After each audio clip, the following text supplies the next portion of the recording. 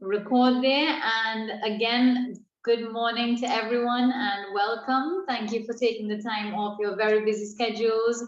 I really love seeing all of these offices and the conference facilities. It's been wonderful seeing everyone here. Alrighty. So as you guys know, this is our GCF validation event, and I say event because we have 9 of the 9 participating countries here, Caribbean countries, and then we should have some non-participating Caribbean countries as well joining us.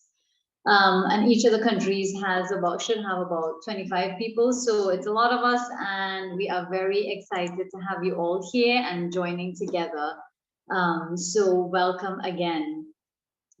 Just a bit of introduction. I am Shalini Maharaj. I am the project manager for this particular project, and I have with me Kelly Witkowski. She is the program manager for the Climate Change and Natural Resource Program with IICA.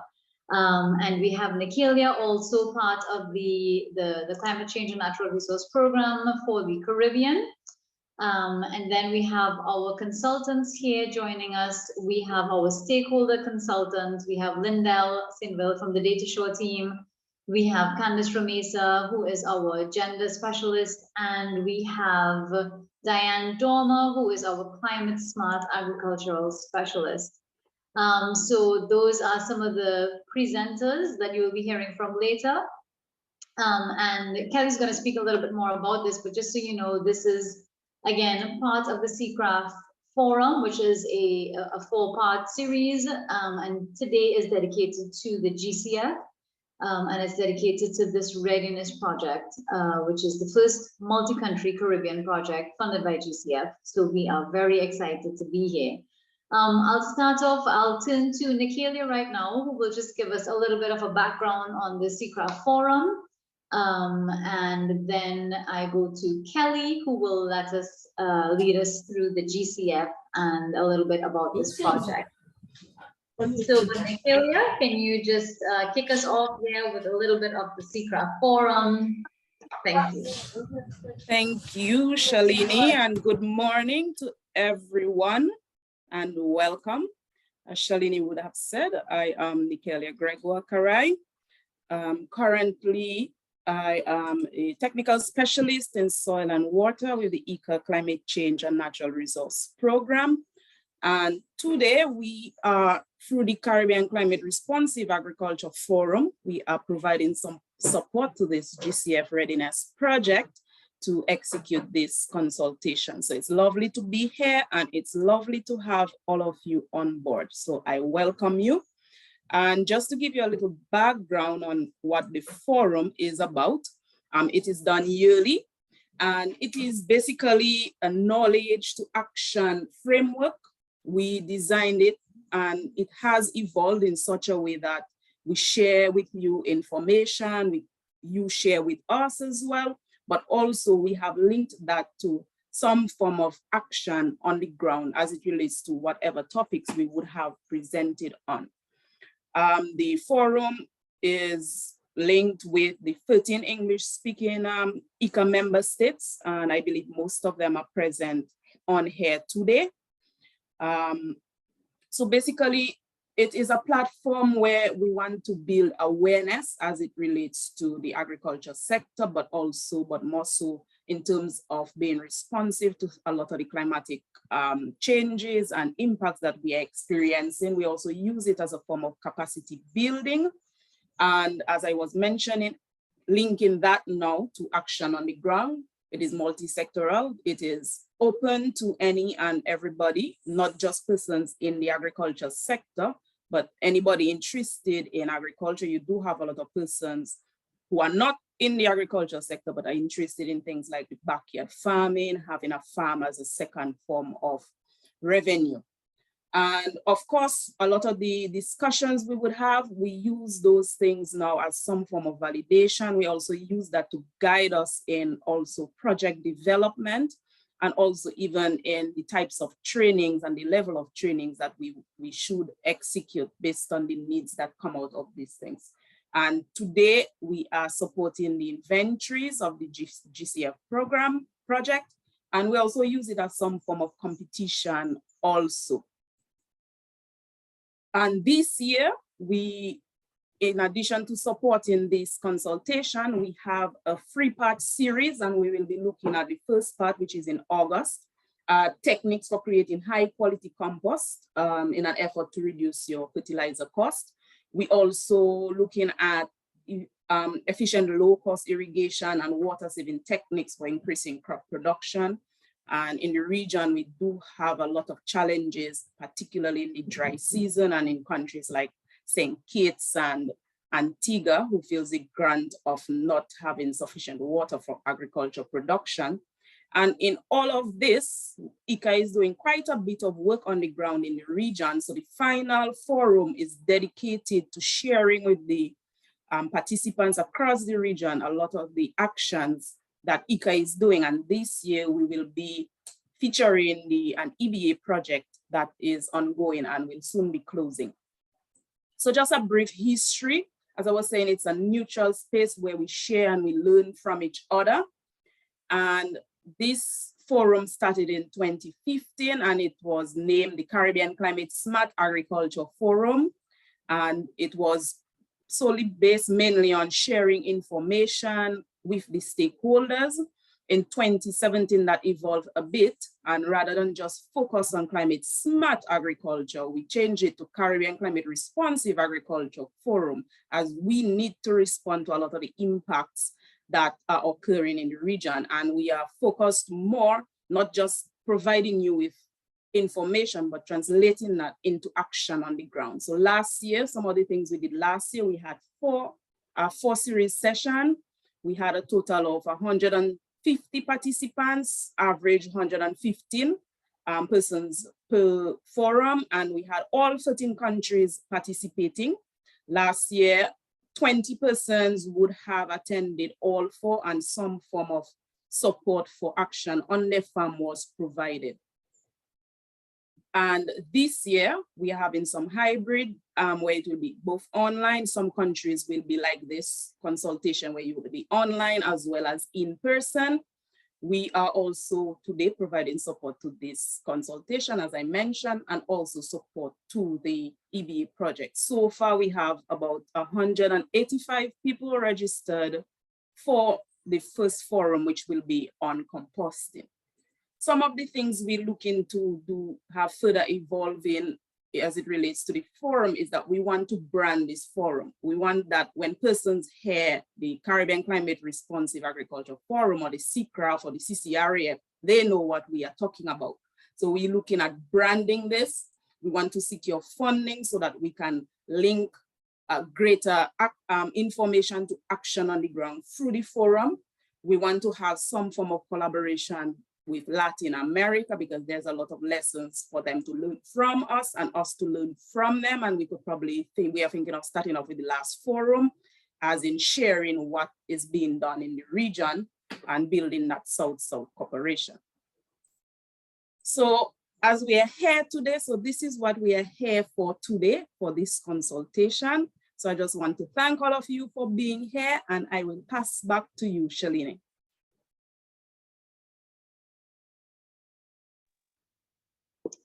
Thank you, Nikhilya. Appreciate that. And so now we have a much better understanding of this forum, which is actually hosting this project. So I'd like to turn to Kelly now. Kelly Witkowski, our program manager for the Climate Change and Natural Resource Program in IICA. So this project is under that umbrella. So I'll turn to Kelly to give a little bit about what is GCF, its importance, and a little bit about the project. Kelly.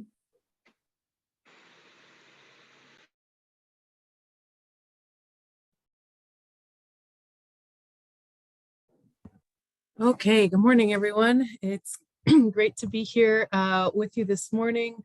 We're very excited about this project and working with all of you. As Nikhilya mentioned, you know, the CCRAF is really an important space for providing knowledge sharing, not only within a country, amongst different actors within a country, but with the different countries in the region. And Today, what we wanted to share with you a little bit is about the first multi-country project in the Caribbean for agriculture financed by the Green Climate Fund.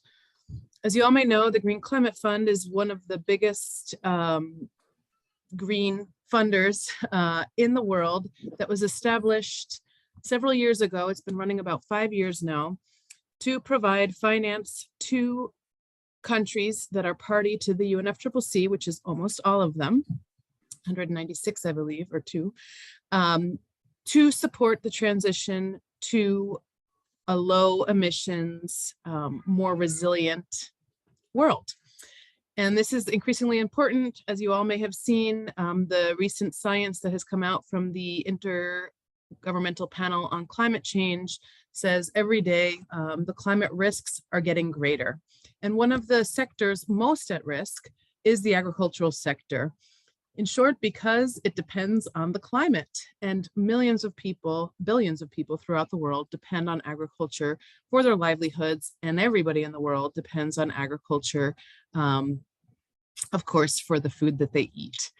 So IICA, together with 9 countries in the region that you can see there on the screen, has been working for several years now. We pulled together this GCF Readiness and Preparatory Support Project.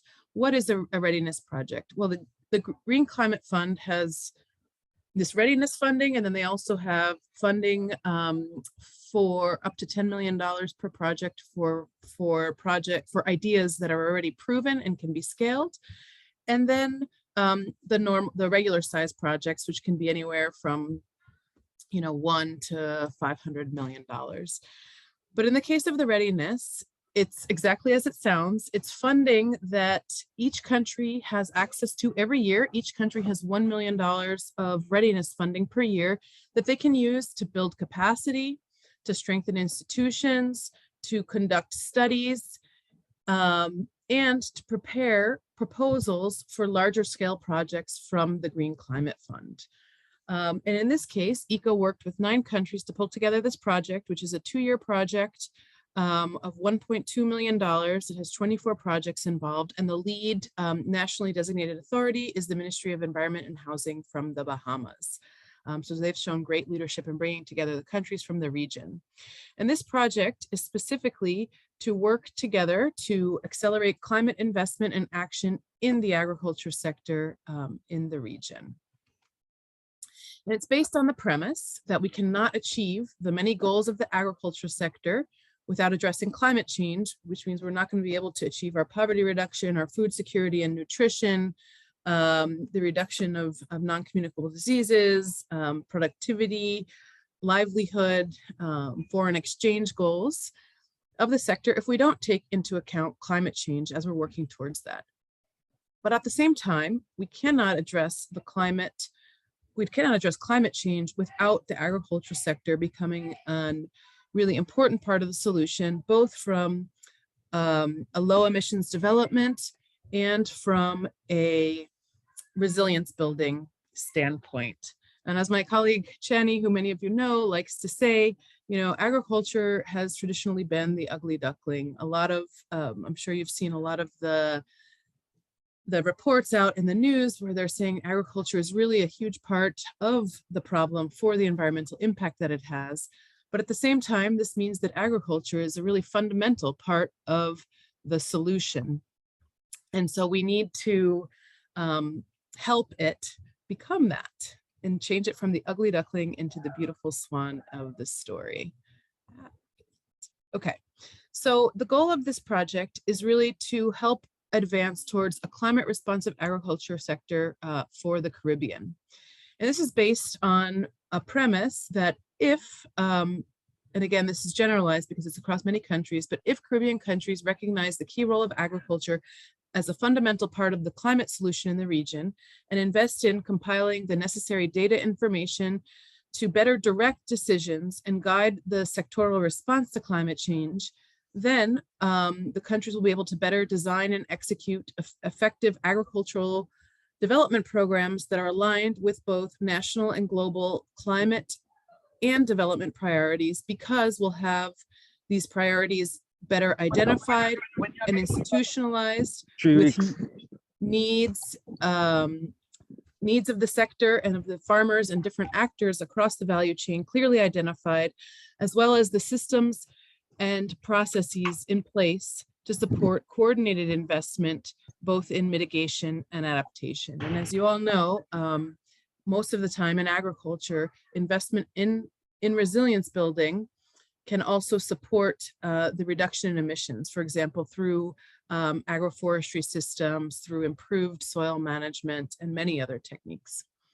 And what the impact that we're really hoping for is a recognition of the key role of agriculture for meeting both national and international climate and sustainability commitments, and a greater ability to make better directed and effective investments to enhance sectoral and national plans and achieve the climate resilience and low emissions development that we all need. So we're using adaptation and resilience building and productivity growth as the entry point, and also looking for these mitigation co-benefits. And so how does this project propose to do it?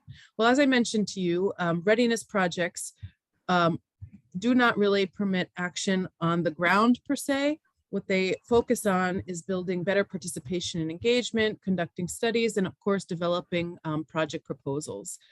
And so this project really seeks to understand how agricultural sector stakeholders are currently engaged in the Green Climate Fund processes and broader climate processes, such as the development of the NDCs or the sectoral adaptation plans or the national adaptation plans and low emissions development strategies, and identify ways we can enhance and support greater participation from the sector in these decisions. We also are looking to strengthen the information and evidence base for decision-making.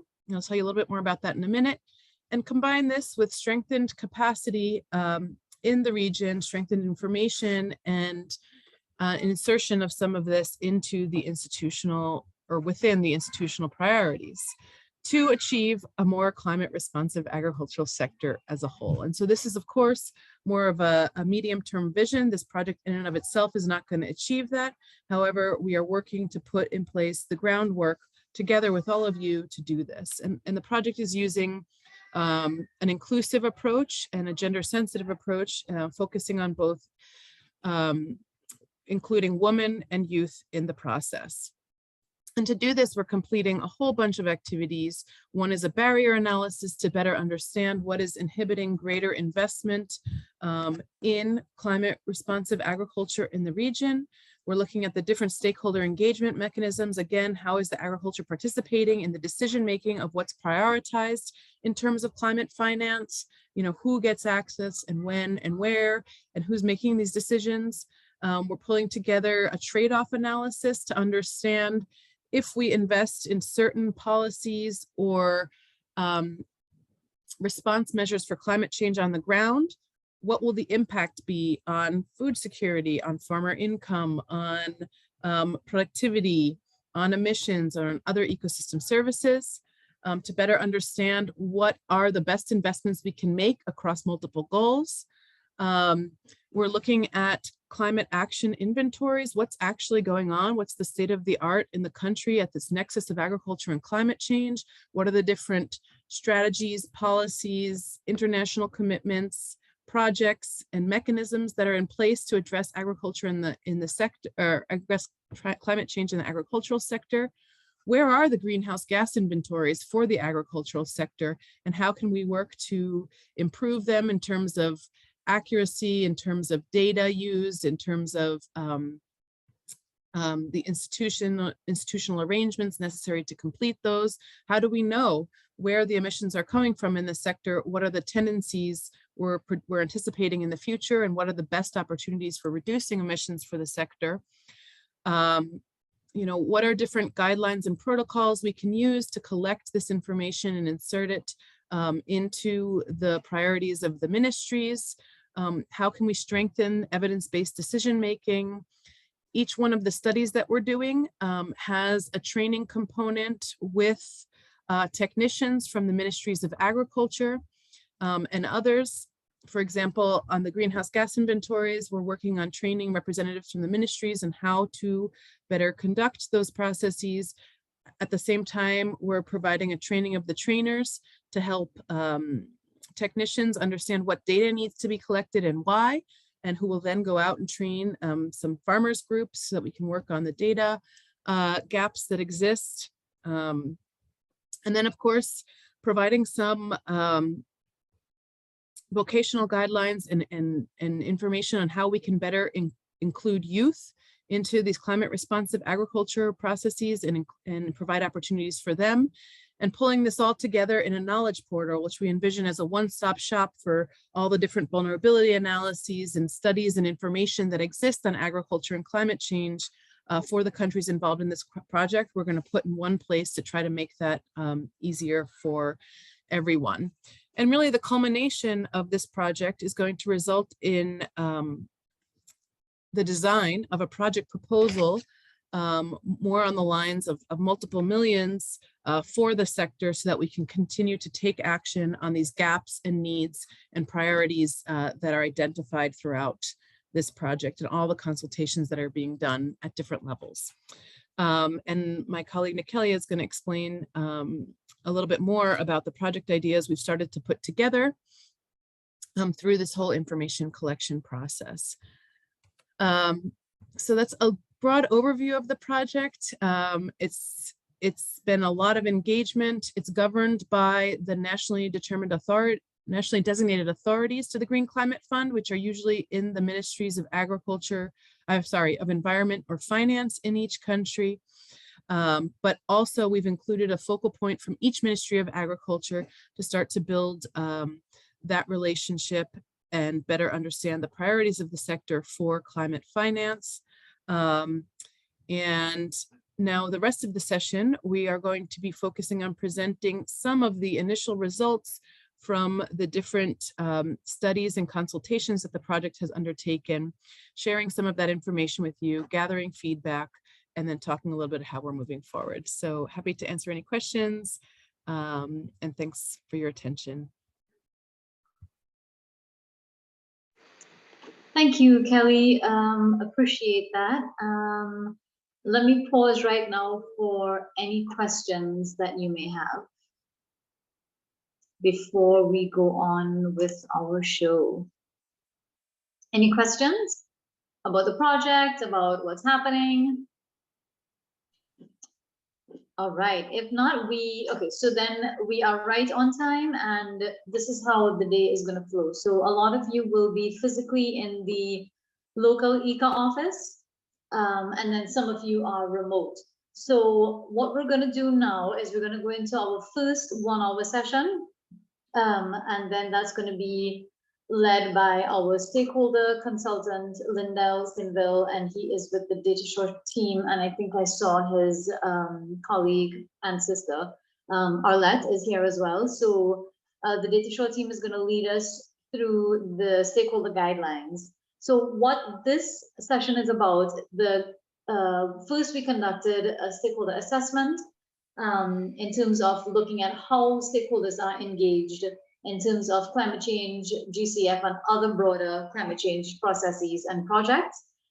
So we looked at how stakeholders are engaged, and of course we engaged a lot of participants in each of the countries, and there was a lot of data analysis, a lot of consultations, and then from that we have our draft stakeholder guidelines report, and Lindell and they are going to share some of the guidelines that resulted out of that. And then this will be shared with you in this session, and then we will give you an opportunity to discuss some of the guidelines, maybe say some of the things that do not resonate, some of the things that you feel need to be added to these guidelines. And it's really, really important that we hear from you, because here is where your voice matters a lot. This then, whatever contribution that you give us, this is going to go down into our report, which will form a baseline, like Kelly said, for other projects. And then, of course, this is going to go into our knowledge management portal, where people can come in and take a look and see what contributions each country made, etc. So this 1 hour session is going to be that presentation on the guidelines, what we have found, and then we really want to open the session to you so that you can let us know what you expect, what you feel works, what doesn't work with your, in terms of stakeholder engagement. And then also we're going to hear a little bit from our gender consultant within this session on gender and the GCF, gender mainstreaming, and gender in terms of this project and how gender was taken into account in this project. Just to let you know, this particular session, this first 1 hour session here, we do not have breakout. We're not going to go into our separate breakout rooms. We want to engage the discussion across the board in a very open floor, open communication method. So with that, again, just a note to the facilitators, as long as your country is giving feedback, please ensure that we capture that feedback. And that's very important because that is then going to go into our reporting. So with that, Lindell and Arlette, I pass to you for our first session on stakeholder guidelines and how we engage stakeholders. So Lindell and Arlette. Thank you very much, Shalini. Thank you for that warm welcome. Greetings, everyone. It's such a pleasure to see this broad spread of attendees, really encouraging. So today I will start off the presentation. I'll hand over to my colleague Arlette. And we also, as you said, Shalini, have made arrangements for the gender mainstreaming input, which came from Candice, to be also shared. And so this 1 hour session will be split by us. At 45 minutes, we will end, and Candice will then have the remainder of the hour in which to present the gender guidelines. As I get the slides up, Arlette, would you care to make any brief introductory remarks? I wanted to say we will present for about 20 minutes and then we will have about 25 minutes to get feedback from you. And we're looking forward to hearing your comments, your questions, and the changes or variations that you may have. So please feel free to delve into them. Thank you for being here. Looking forward to our discussion.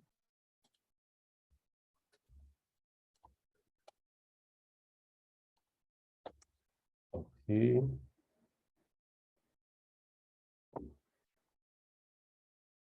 Thank you, Arlette.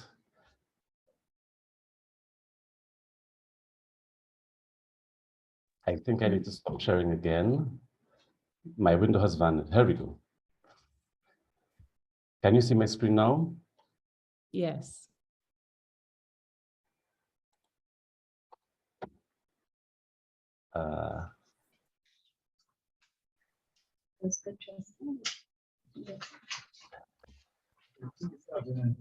Okay. Oh, okay. Thank you all. So it's our pleasure this morning to present to you the summary report, which will include a description of how we arrived at the guidelines, the challenges that were observed, that came up in the several discussions we had, the data analysis which took place, and hopefully we'll get some additional feedback with which to strengthen the validation which took place. At this stage, I shall hand over to Arlette to lead us on the first part of this session. Thank you so much. So the validated guideline report really covered, as you would know, the 9 countries that Kelly and Shalini identified.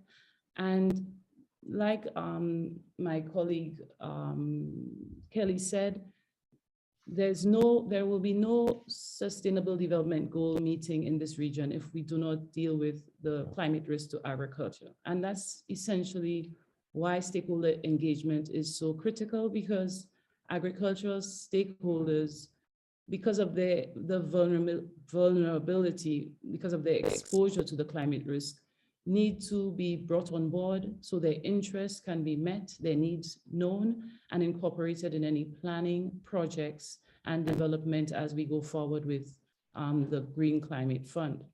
So we will go to the next slide and speak to the 2 main areas where stakeholder engagement is covered as far as the Green Climate Fund is concerned.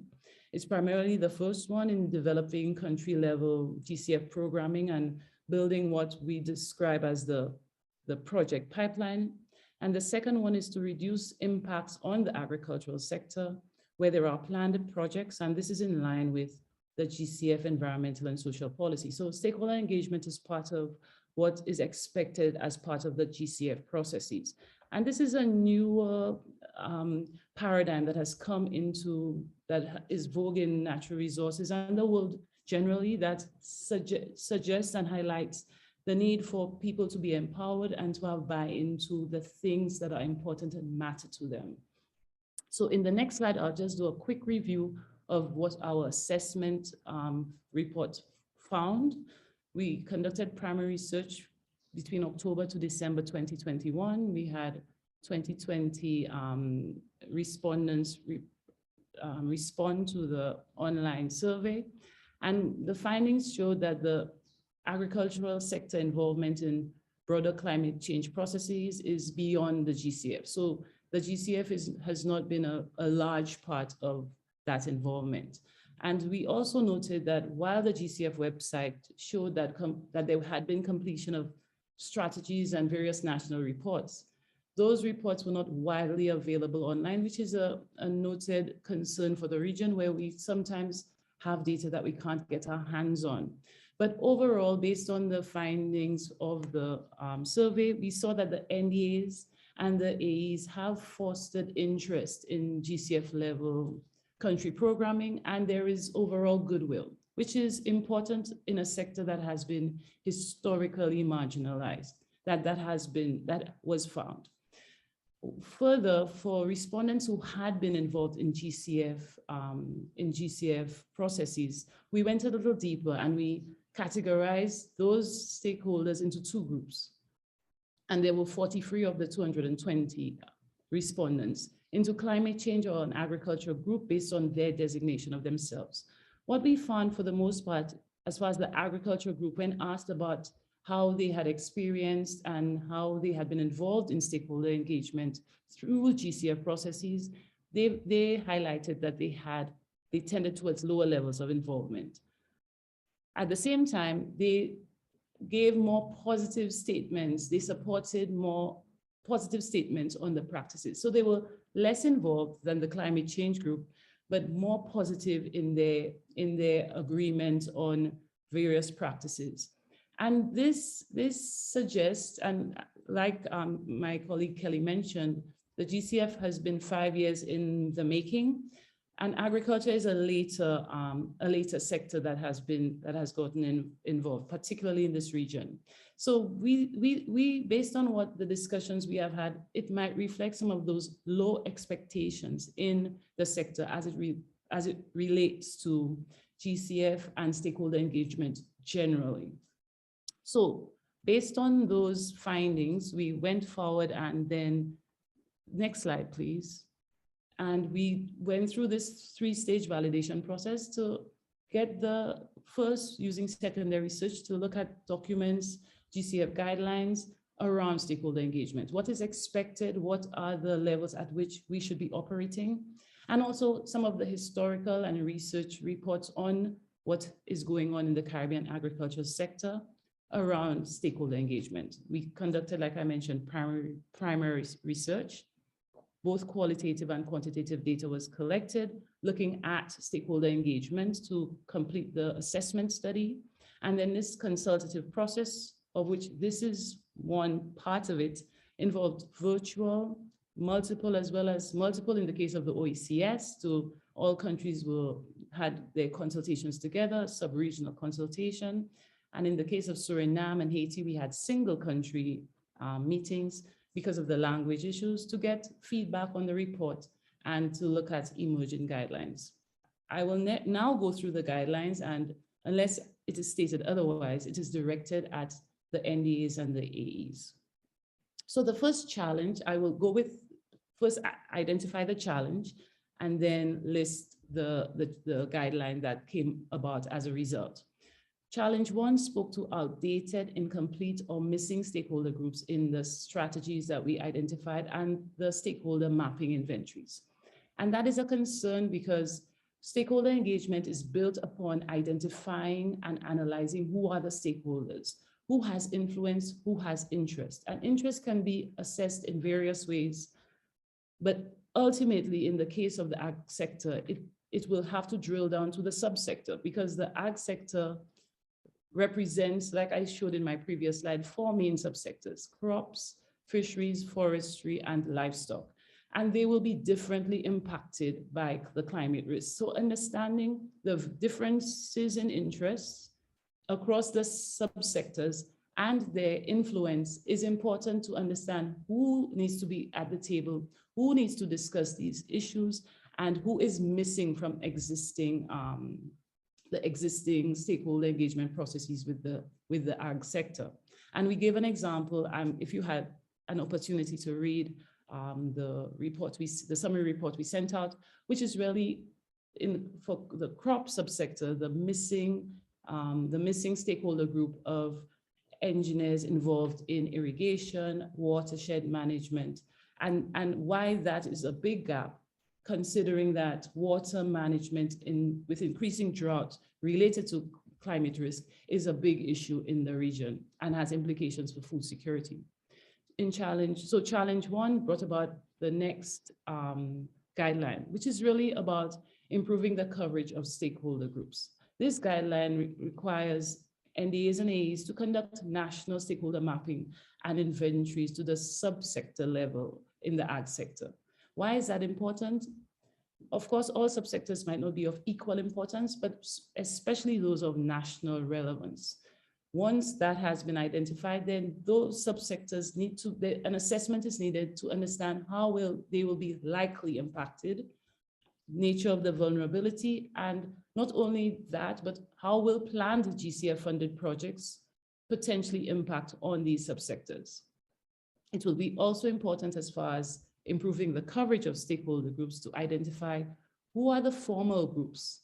And while we are not big on formal agricultural associations and in some parts of the region, identifying where there are informal groups, what are the membership levels, the capacity levels, and what are their needs. And that's essentially what stakeholder engagement needs to do, to get to the needs of the stakeholder groups and see how that can be addressed through the pipeline and the planned projects, and ensure that their needs are not negatively impacted by whatever is planned. And of course, establish a baseline of mapped stakeholder groups in the subsector. And here I wanted to highlight that based on the influence and the interest, the requirements are different. So that's why not only must we map the stakeholders, we need to know where do they relate to the planned activities, because those that are of high interest, high influence, there's a different requirement as far as keeping them regularly engaged and keeping them satisfied. Where there is low influence and low interest, essentially it is an informational type stakeholder group. So understanding and not characterizing stakeholder groups becomes even more important to reduce potential lack of buy-in, but also frustration that will stall potential development in the sector. That has happened in the past. So the second challenge dealt with the high cost with stakeholder engagement. Now I know a lot of people think talking to people is simple and easy, but stakeholder engagement is a much more complicated process. And the requirements, especially in this new paradigm, means that time needs to be spent on it, planning, resources for language tailoring, but also overall, it is a resource heavy area. And I don't think that is well appreciated. And we will need to do that to support the commitment to gender transformation and women's workload management. And in cases where we don't have that allocation, what tends to happen is that stakeholder engagement usually becomes less robust and becomes more tailored towards typically maybe high interest, high influence stakeholders versus the broader grouping that is involved in any subsector. So the guideline is really around allocating adequate resources to ensure that stakeholder engagement is suitably integrated. And the best practice, the global best practice around this is really suggesting that 1/3 of projects, when they are being designed and developed, needs to be allocated toward building inclusiveness, social processes, capacity building, tailored to stakeholder engagement and gender transformation. Challenge 3 looked at the influence of national level organizations on decision-making. And the concern about this challenge is really the creation of a decision-making culture that does not foster polycentric approaches, which is around many centers making decisions of control in the sector. The sector is very decentralized and disaggregated. So the idea of national level organizations led by the NDAs being the single center of decision-making is a concern and might potentially undermine buy-in in the long run. So what the guideline 3 looks at, which is really decentralizing decision-making that deals with governance, it seeks to leverage where existing social processes occur to foster coordination and decision-making at the subsector level, instead of creating new ones. And this is an outstanding recommendation that is usually found that says, use what exists and is working versus building new ones. And this will really help galvanize some of the subsectors that have historically been affected by the reduction in financing in the ag sector. So where there are community-based organizations, they should be built, piggybacked on, or sector level or subsector pre-existing committees. And that will help to incorporate local and traditional ecological knowledge in the stakeholder discussions, but also in the planning for the future. Challenge 4, we highlighted from our report that meeting attendance was recognized as important by stakeholders, and that is a good thing. But they also requested that there should be more formalized arrangements. Stakeholders want to be involved in power sharing, and we need to ensure that this is being done, because tokenism in stakeholder engagement is a thing that has come up and is easy to do when we need to do stakeholder engagement to get the tick, and sometimes that happens. So monitoring, which is also highlighted as step 5 in GCF, the GCF guidance note around stakeholder engagement. Guideline 4 is really around monitoring impact and the quality of stakeholder engagement in the region. And what the guideline highlights is the need to conduct evaluations of stakeholder engagement processes. Every 2 years is the recommendation, and national level indicators, which discusses and highlights whether there has been improvement, whether the subsectors, the stakeholder groups in the subsectors feel that it has been inclusive, whether there has been improved quality, whether those practices have met their need. I'm sorry, I think I met a difficulty there. So challenge 5 looked at really the absence or the difficulty in accessing national reports. Now, the GCF website lists all the strategies and reports that have been submitted or completed by the countries, but access to that documentation was challenging and it was missing. But even when it was found, the subsector challenges, concerns, needs, and stakeholder groups were not necessarily in place. So we are recommending that there should be some work in, where possible, at the sub-regional level to help in hosting those documents. And my colleague Kelly did speak on that being developed, but also multi-language use in communications. A dedicated regional website would be useful, because we are a collective and there are various agencies that could support this dedicated website. So guideline 5 speaks about ensuring fit for use communication and that collation of documentation. So the first part deals with ensuring that the communication strategy that is developed really targets the subsector so that stakeholder groups in those subsectors understand what is going on based on their level of interest and influence. And one of the most difficult things or challenging things to do is really to not mismap a stakeholder group and give them information or communicate with them in a way that doesn't match their interest and influence in the issue, the problem, or the project, which is why mapping is key. It is central and it is the start of good stakeholder engagement.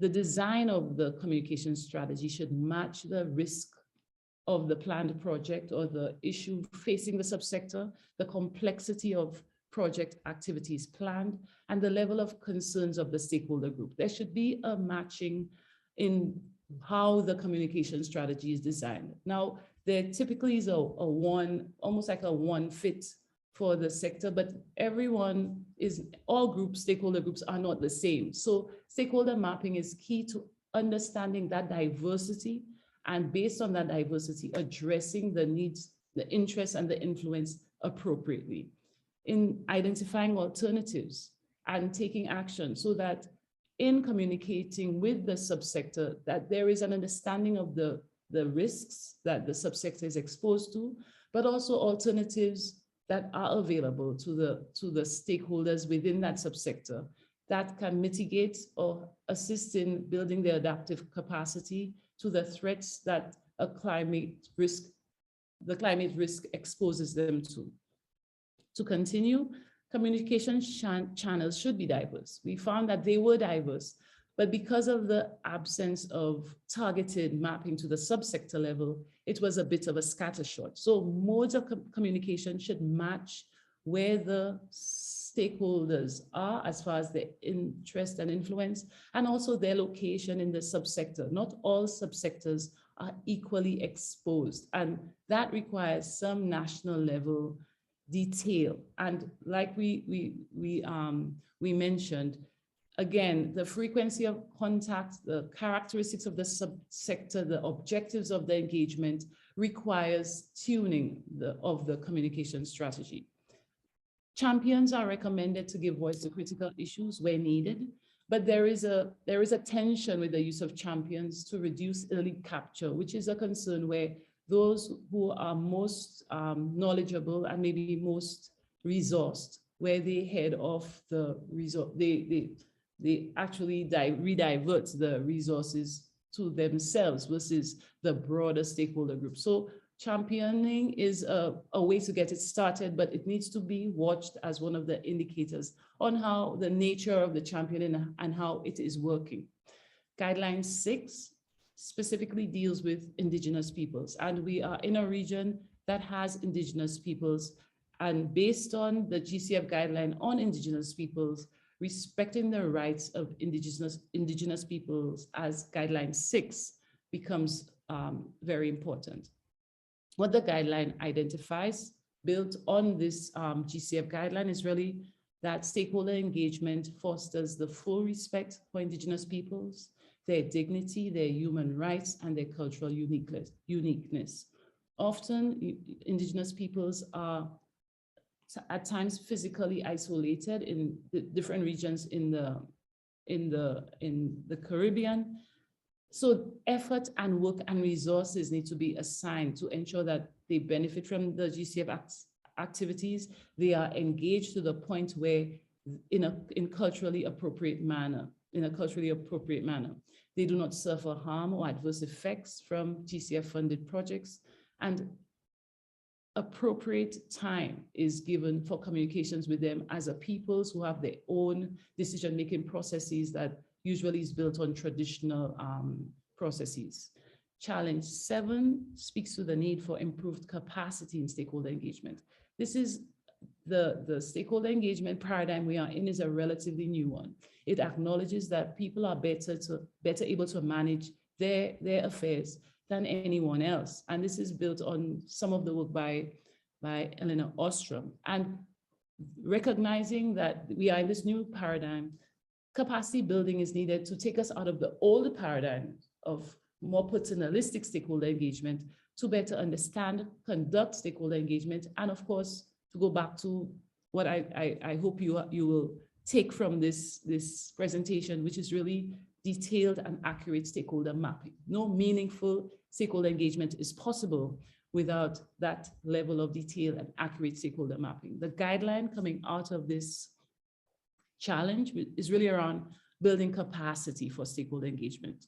We are recommending that the conduct of annual training sessions on stakeholder engagement be conducted with the agricultural sector, with the AEs, NDAs, and where there are other high interest, high influence stakeholder groups, that they be brought in and they be trained as well.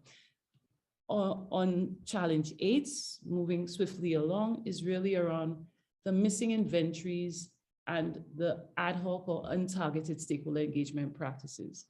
And we thought one way to ensure that there is the dissemination of information on who are the stakeholder groups, who has been identified. And sometimes we are in a region where data does not always flow easily. So publishing of stakeholder inventories was seen as a way to first ensure that all groups that are in each country is known, especially to the subsector level, and that groups that are informally practicing that might not be as yet highlighted have an opportunity to get into that stakeholder inventory. Okay, we're recommending it be updated every 2 years, and I would be interested in hearing from you if you think that is a feasible timeline. Challenge 9, 10, and 11 deals with gender, and those guidelines will be covered by the gender consultant immediately after our discussions. So then we move swiftly to challenge 12.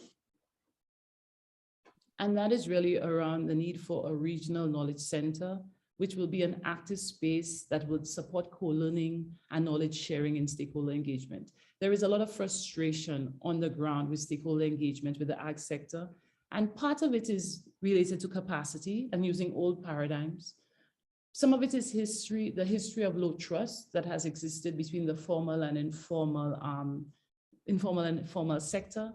But there's also active work that is needed. So guideline 12 is around the development of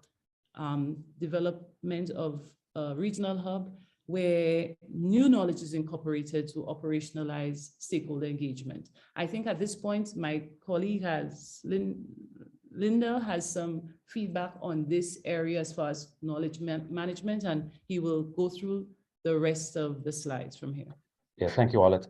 And I think this slide ties very neatly with what Kelly spoke of earlier about the development of the knowledge portal to serve the region.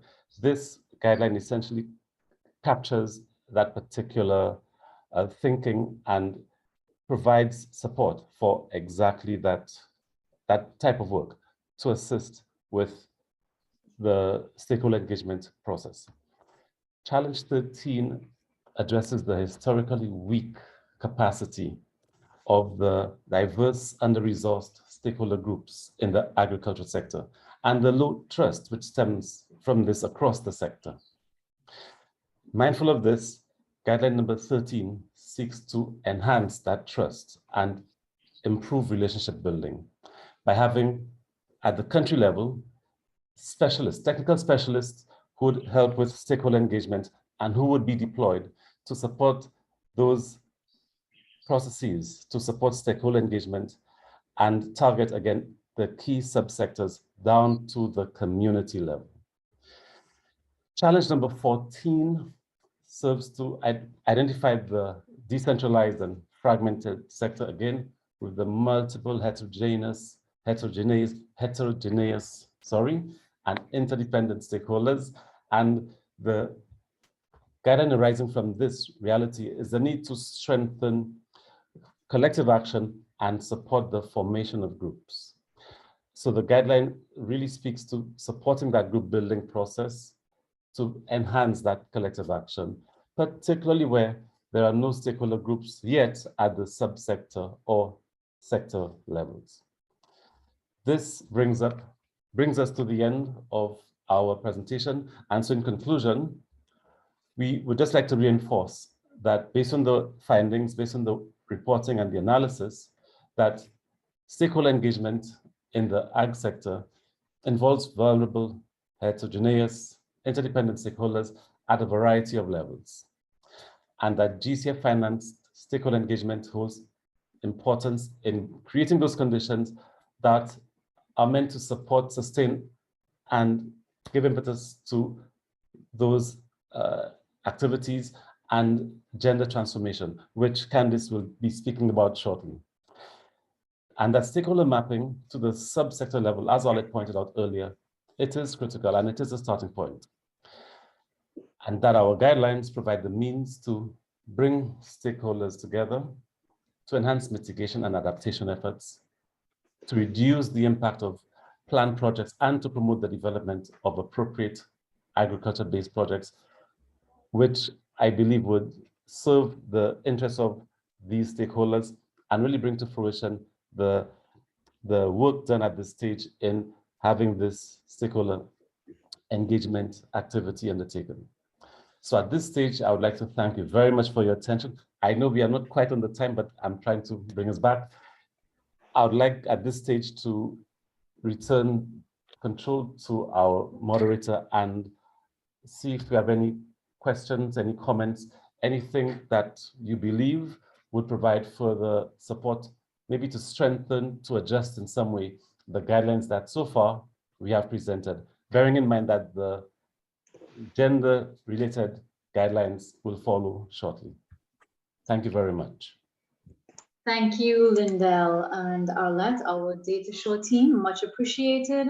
And before we open the floor for feedback and discussion from all of the countries, I know that this topic or some of the topics may seem a little far removed from the day-to-day work of the farmers on the ground, but I just want to assure you that it is actually very much linked.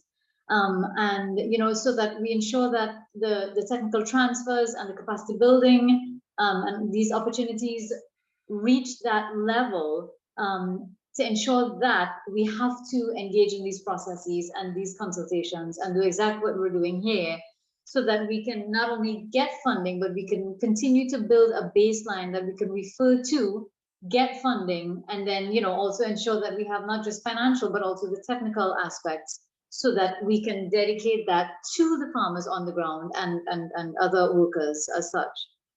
So I just kind of wanted to bring that back so that we have that context and that we continuously make that connection to what we're doing, and then the persons on the ground, because as you know, there's a difference. There sometimes tend to be a little bit of a disconnect between policy and practice. So we just want to ensure that we continuously bridge that gap. So with that, again, I turn it over to you. The floor is yours. Colleagues, please give us feedback. Let us know what you think. Did we miss something? Is it too high level? Maybe please feel free. The mic is open. It's your turn to talk, so we look forward to hearing from you. And facilitators, just a reminder again, please notate any feedback coming out of your country. So I turn over to the facilitators and the NLCs to open up the mics and let the discussions begin.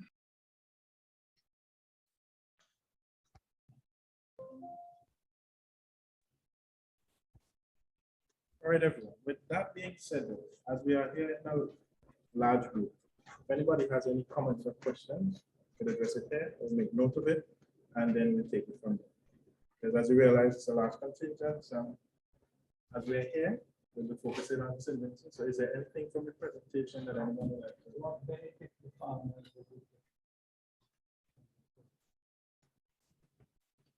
Now, as mentioned, the program is that is information and fact. So as of yet, the project has not been written up or even put into execution. Right now, we are gathering information not just from farmers, but from all the different stakeholders. Because as you see represented, we have forestry, we have agriculture, we have CWSA, we have the technical college, as well as farmers. So based on the information that you provide, we then be moving on to the next stages later on. I see several people have their hand. Michael, I know you were speaking. I see you're muted. I don't know if that was on purpose until you join us back. I think I see Ram Gopal. I think I saw your hand first, and then Mary, and then Ika Dominica. So Ram Gopal, please unmute your mic, or I can help you with that. There you go. Hello, good morning, everyone.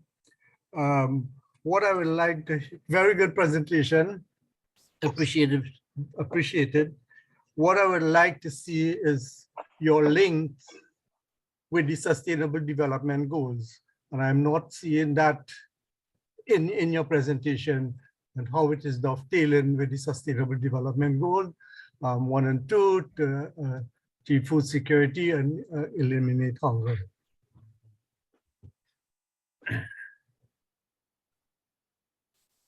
Thank you for that feedback. I don't know if the consultants or Kelly wants to take that link to the SDGs, or if we want to note that and then get back to you later. Will we take all the questions? Sorry, Kelly. Okay. Are we taking all the questions and addressing them, or will we do them one by one? Just to make sure everybody's question is received. We can try to answer that one now and then see how it goes, Arlette. So Kelly, go ahead. Sure. No, thanks for that question. It's a really great one. And I apologize if I didn't make it explicit enough. In the Sustainable Development Goals, the reason we're working to address climate change overall, I think, is to enable the achievement of the Sustainable Development Goals. We know that we can't reduce poverty, we can't enhance the productivity as we need to reduce hunger if we don't address climate change in the sector. And so I think this is, as I mentioned, a readiness project. So it's not with direct action on the ground, but it's how do we provide an enabling environment that allows the agricultural sector to meet all the different goals that it has. And they may vary across, countries, by farmer, by region, but how do we make change or support change in the agricultural sector to make sure that it can continue to do what it wants to do in the face of a changing climate, which is making everything more difficult and, exacerbating all the existing risks that the sector has, in addition to presenting, some new risks. If I could add, thank you so much. Well said, Kelly. One of the goals for meeting the Sustainable Development Goals is goal number 16, and it's about building strong institutions. And stakeholder engagement really is a process where people are brought together so they can articulate their needs, they can get that will together to address the issues that are of greatest concern to them. Now, I know we typically think in agriculture, we think technical, we think, what do we need to do? But the decision on what do we need to do needs to be made in some way. And that process of how we make those decisions is really around stakeholder engagement. And stakeholder engagement, when it is done well, can support those processes. Now, I know it's a different way of thinking about the issues. And our go-to is what is really the thing that we need to work on. But before we work on the thing, we need to ensure we have the people who are most impacted, most vulnerable, speaking to and dealing with their issues. And that's what stakeholder engagement is. So overall, when it is done well, like Kelly said, the Sustainable Development Goals will be better met because people will be speaking to their issues. Thank you. And then Mary, please. I know you've had your hand up for a while. Yes, good morning. This is Mary Butler here from the Bahamas Department of Meteorology. And I must say, I was very interested in this workshop. And I guess for across the Caribbean, the interest is likewise, especially when it comes to sustainability and food development for food development and protection for each country, but I'm trying to understand exactly the motive here of what we're doing today. And is it just to provide a plan of moving forward with capacity building of stakeholders, or is it the end goal to come up with a product that can be implemented? I know it was said at the beginning that it is not at that stage. It should, well, all of this should not be for implementation of anything, but to have a specific plan. Is it the plan to increase stakeholder capacity, or is it leading to where we would there would be projects implemented to help in the mitigation of climate change on the agricultural sector? I'm trying to understand. Thank you, Mary. Appreciate that. And yes, I'm glad that you asked that question to bring us back to some kind of context. And the answer is all of the above. Everything that you have mentioned, yes, it is. So even though, like we mentioned, it's not a readiness project, so it's not necessarily tangible infrastructural things on the ground, we are seeking to, number one, build a baseline for future projects, and then to get funding, because that's an issue that the Caribbean region is facing, getting funding, financial support for the ag sector in the Caribbean region. So number one, that's going to build a baseline. Number two, it is going to form part of the report, where we then take that report and action it for all the other projects that we're doing. So for example, when we get everyone's feedback and we validate these guidelines on how stakeholders should be engaged and what are some of the best practices, what are some of the things that we stay away from, this will then inform our stakeholder engagement in the future and for other projects, so that we know and we have a sort of updatable blueprint on what works, and we ensure that we stick to those guidelines, again, always updating ourselves and keeping abreast of what works, so that it not only forms a baseline, but it's an actionable report.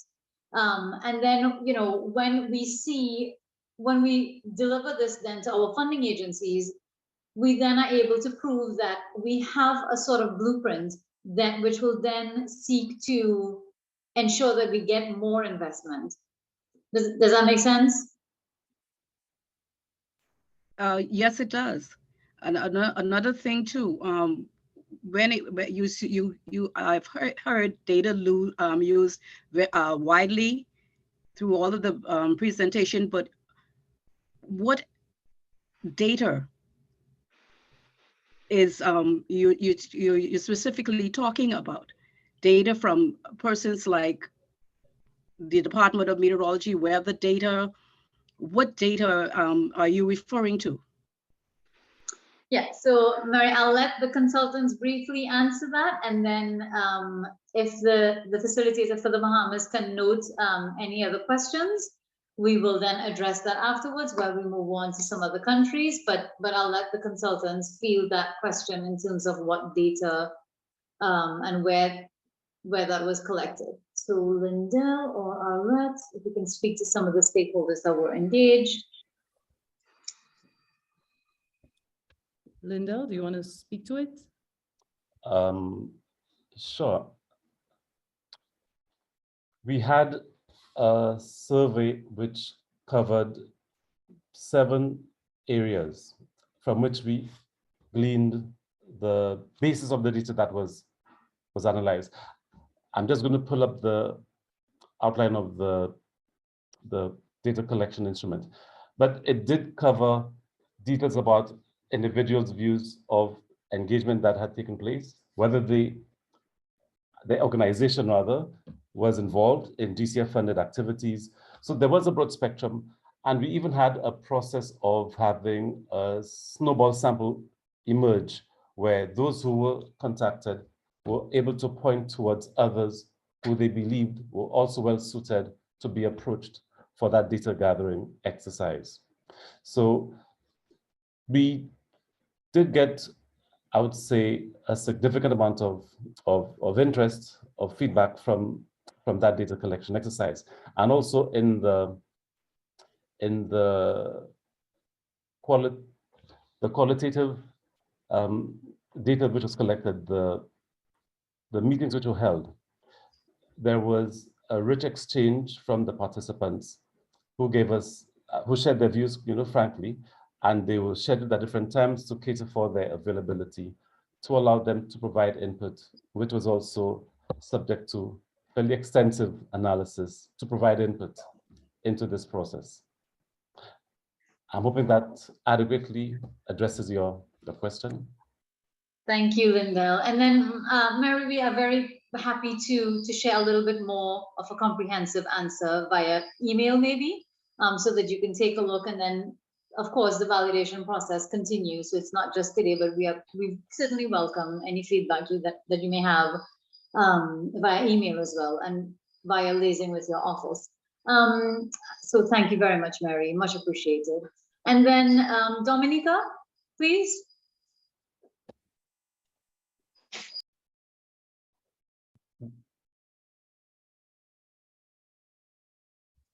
So Dominica, just unmute. There we go. And the floor is yours. Okay, my name is Augustus Banis from Dominica. I'm involved in farming and agro-processing. What came to my mind is, in the presentation, I did not see anything for follow-up even after the project, because most times you're having stakeholders engagement, and then after that, you are not seeing anything happening. I really want to see that you have something in place for follow-up after the project.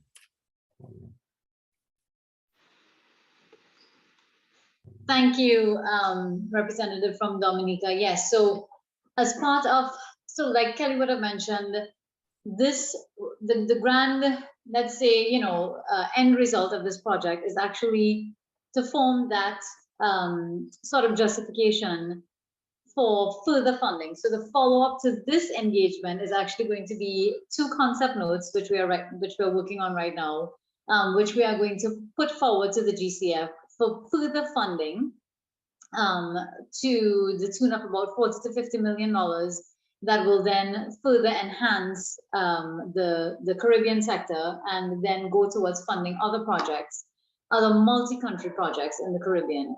So this is just one small part that leads to a bigger part. So the follow-up to this is actually further funding for more projects in the Caribbean. And I think, oh, okay. And I think next we have, but by all means, please, even if you just ask one question, please notate your questions for the facilitator, because I know we're only able to field a couple right now, but we do want to answer all your questions because this is very important to us. Lorenzo, I can unmute you, or you can do it there.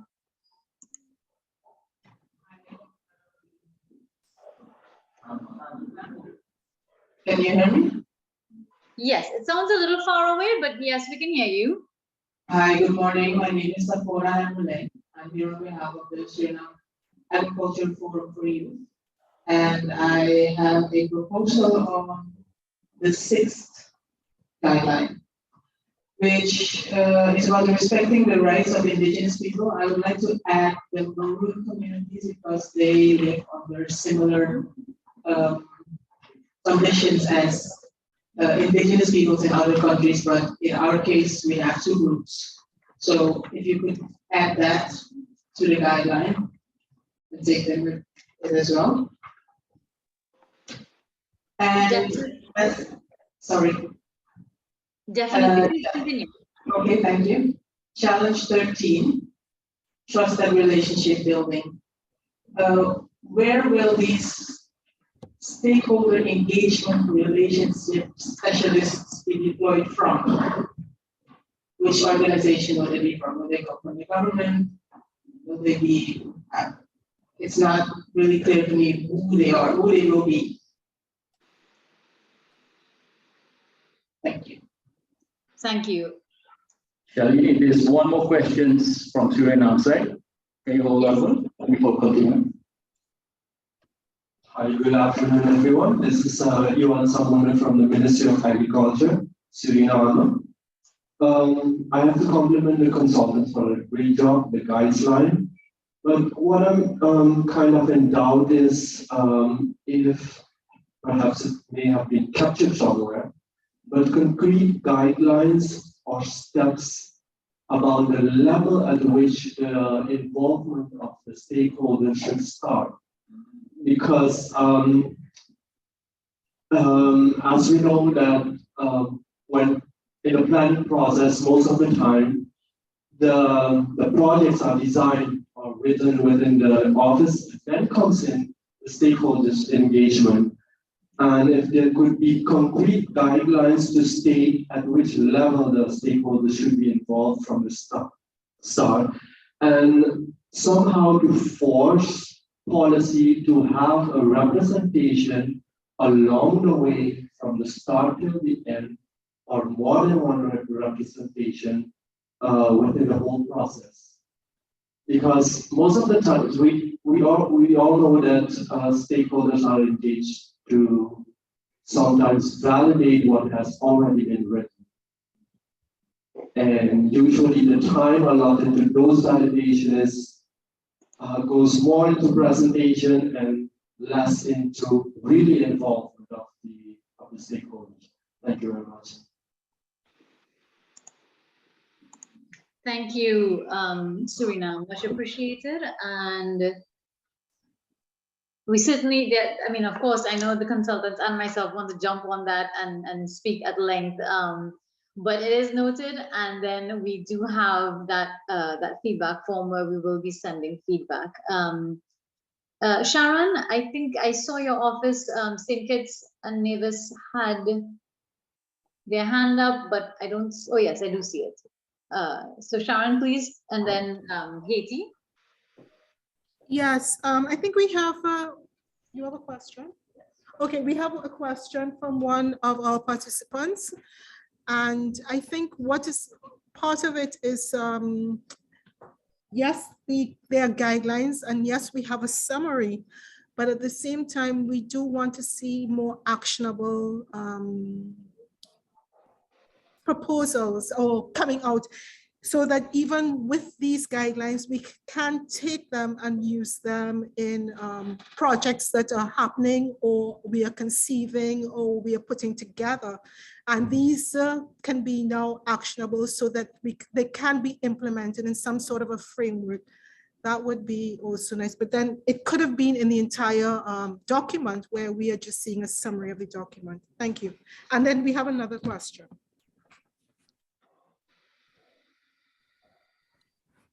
Hi, good day, Wendy Williams. One question was raised is where we are in project development and the actual role of the guidelines in existing GCF projects or developing GCF projects on the country level. So I did give some indication that this present project is a readiness project. At the end, Cheney will be presenting on the concepts and ideas which would emerge from this existing readiness project. And also in the second session at 12, we will be going through the inventories, and there in the inventories at the national level, we've listed several of the national level GCF projects and ideas under consideration by the NDA. Thank you. Thank you, St. Kitts and Nevis. And yes, this is certainly meant, after today's meeting, it's certainly meant to be a live and actionable, I don't want to say document, but like I said before, blueprint maybe, or a navigation tool on stakeholder engagement. And that's really the intention. Of course, it's not to shelf or to put in some cyber management, knowledge management portal. It really is meant to be a live navigation tool. So we have Haiti and then Ebony in office in the Bahamas. So Haiti, please go ahead. Good morning, everyone. My name is Telfo Serge David NLC for Haiti. My question is for Lindell. First of all, congratulations for your presentation. What I would like to say, as this is a framework for stakeholder engagement, as I can see, is a regional framework. What do you think if you can add 2 more slides? One where you can put all challenges and guideline, what country it's related, and another slide where we can put maybe a draft for stakeholder engagement for each specific country, but because stakeholder engagement doesn't have the same meaning for all countries. So in Haiti, we got our own reality, where our own challenges. We can understand this is a huge framework, this is a general framework, but if you can add those two slides, that can make us land on the field, because the main thing is to land in the reality to fight the climate change. Yeah, thank you very much, Team Haiti. We certainly appreciate that.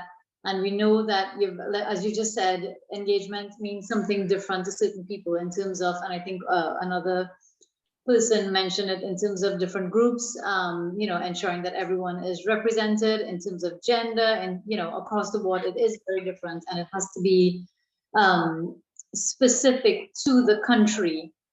So that, I think that is certainly well noted. Ebony and team, and then Kurt, St. Lucia. Good morning, everyone. NLC for the Bahamas here.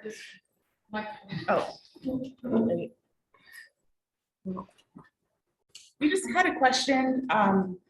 Given the nature of the sampling in the project, could country tables be populated so that we can see who the responding agencies were? I know that NLCs gave an initial list, but because it was snowball in nature, there may have been others. That would help us update our inventories in case we have missed certain organizations that would have engaged in the survey.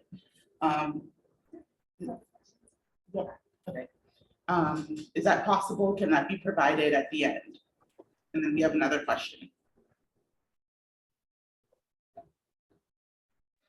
I see Alet nodding her head, so I'm going to say that's a yes, Ebony.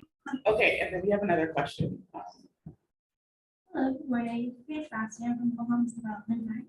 I'd like to know more about the high costs associated with stakeholder engagement across the region. I see that the recommended guideline is for up to 1/3 of project funding, but I'd like to know if that's a realistic guideline compared to what's actually spent currently across the other countries.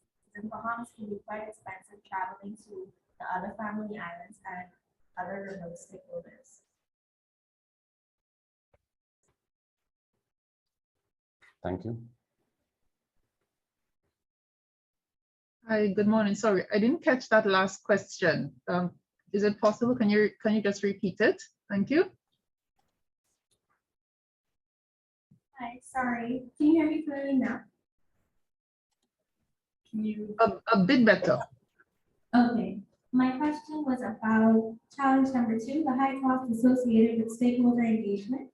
I wanted to know if there were regional estimates of how much is currently spent on stakeholder engagement, because the recommended guideline is up to 1/3 of project funding, and I wanted to know if that is a realistic goal for us, considering that in the Bahamas, traveling to other islands is quite expensive to reach our stakeholders who are more rural.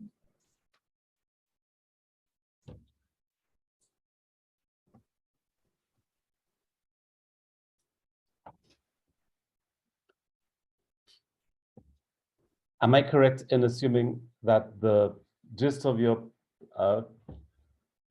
perspective was that it was a realistic amount, or do you believe it should be even more due to the geographical realities of the chain of islands which consist the lovely Bahamas?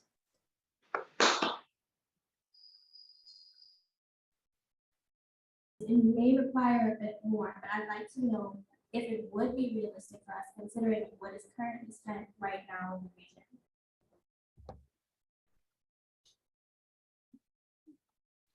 I'm not sure I got that very clearly, I'm afraid. Did you, Alet? Yes, I did. Could we follow up with you on that, Bahamas? Sure. What's the percentage of your cost you think that is currently spent? Thank you. Thank you, Bahamas. And then lastly, we'll have St. Lucia, and then we're a little behind on time, so I'd like to move to the gender aspect. So Kurt, St. Lucia delegation. Yes, hi, good morning. Thomas Nelson here. The mic is over there. Oh, the mic is over there? Yeah. Okay, sure. Yes, Thomas Nelson, the Deputy Chief Fisheries Officer. Thank you for a very good presentation. I just noted one of the challenges that was presented includes a lack of dedicated regional website. I imagine the focus here is for agriculture. But just one concern in terms of that challenge, and I'm also imagining that there would be some kind of action to address that challenge. Whereas I noted that it may be a dedicated website, but from my experience in fisheries is that there are a number of portals and websites that have been established for almost every single project to upload information, data, etc. for stakeholders. And I think the issue has been more of the sustainability of those websites. And many a times it has been duplication of effort. So every single project, whether it be pipeline project or whatever the case is, wants to establish a website or portal for data. So I just wanted to indicate that as a concern. I'm not sure how it is going to be dealt with. Maybe there may be a platform that can be built upon versus looking at establishing or building something all over again. Thank you very much. Thank you. Thank you. Thank you. Appreciate that, St. Lucia, and duly noted. Okay, so I really want to move on to our gender aspect. Candice Ramesa, our gender consultant, will speak for about 15 minutes on gender mainstreaming and how gender was taken into consideration with this project. And then after this, we will take a break. So Candice, over to you.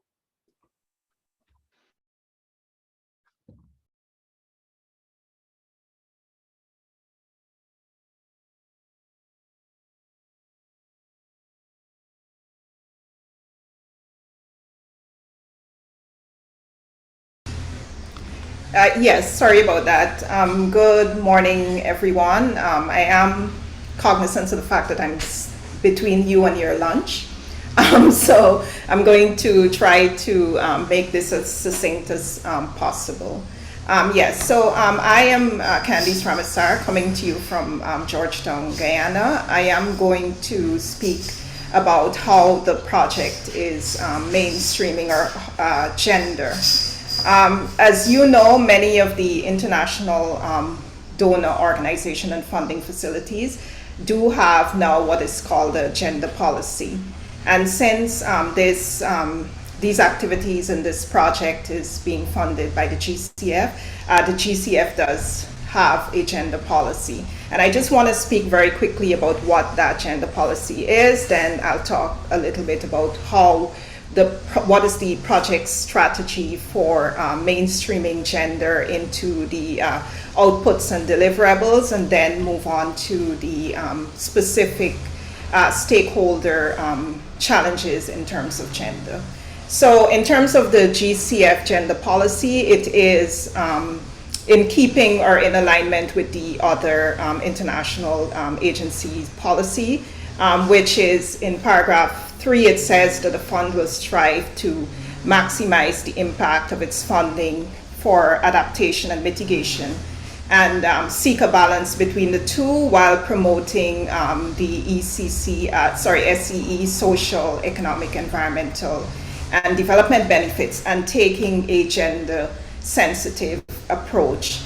In the chat, someone did ask about persons with disabilities, and I know the issue of indigenous people came up in terms of Suriname and Dominica. And yes, the gender policy does include that. It says that basing its activities on a country-driven approach and will encourage the involvement of relevant stakeholders, including vulnerable groups, and addressing the gender aspects. In terms of the policy, it speaks specifically, and I mean for this gender mainstreaming policy as well as gender in particular, it does speak to both men and women. Gender does not only identify women, but it speaks to men and women. However, the governing instrument of the GCF does explicitly list women among the GCF stakeholders. And this is because, you know, we are all striving towards gender equality.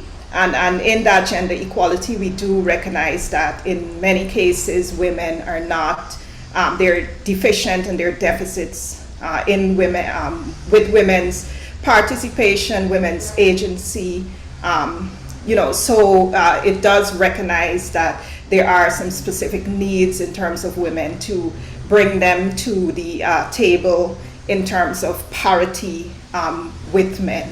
And it does want to promote this gender equality in all of the portfolio of the the GCF activities.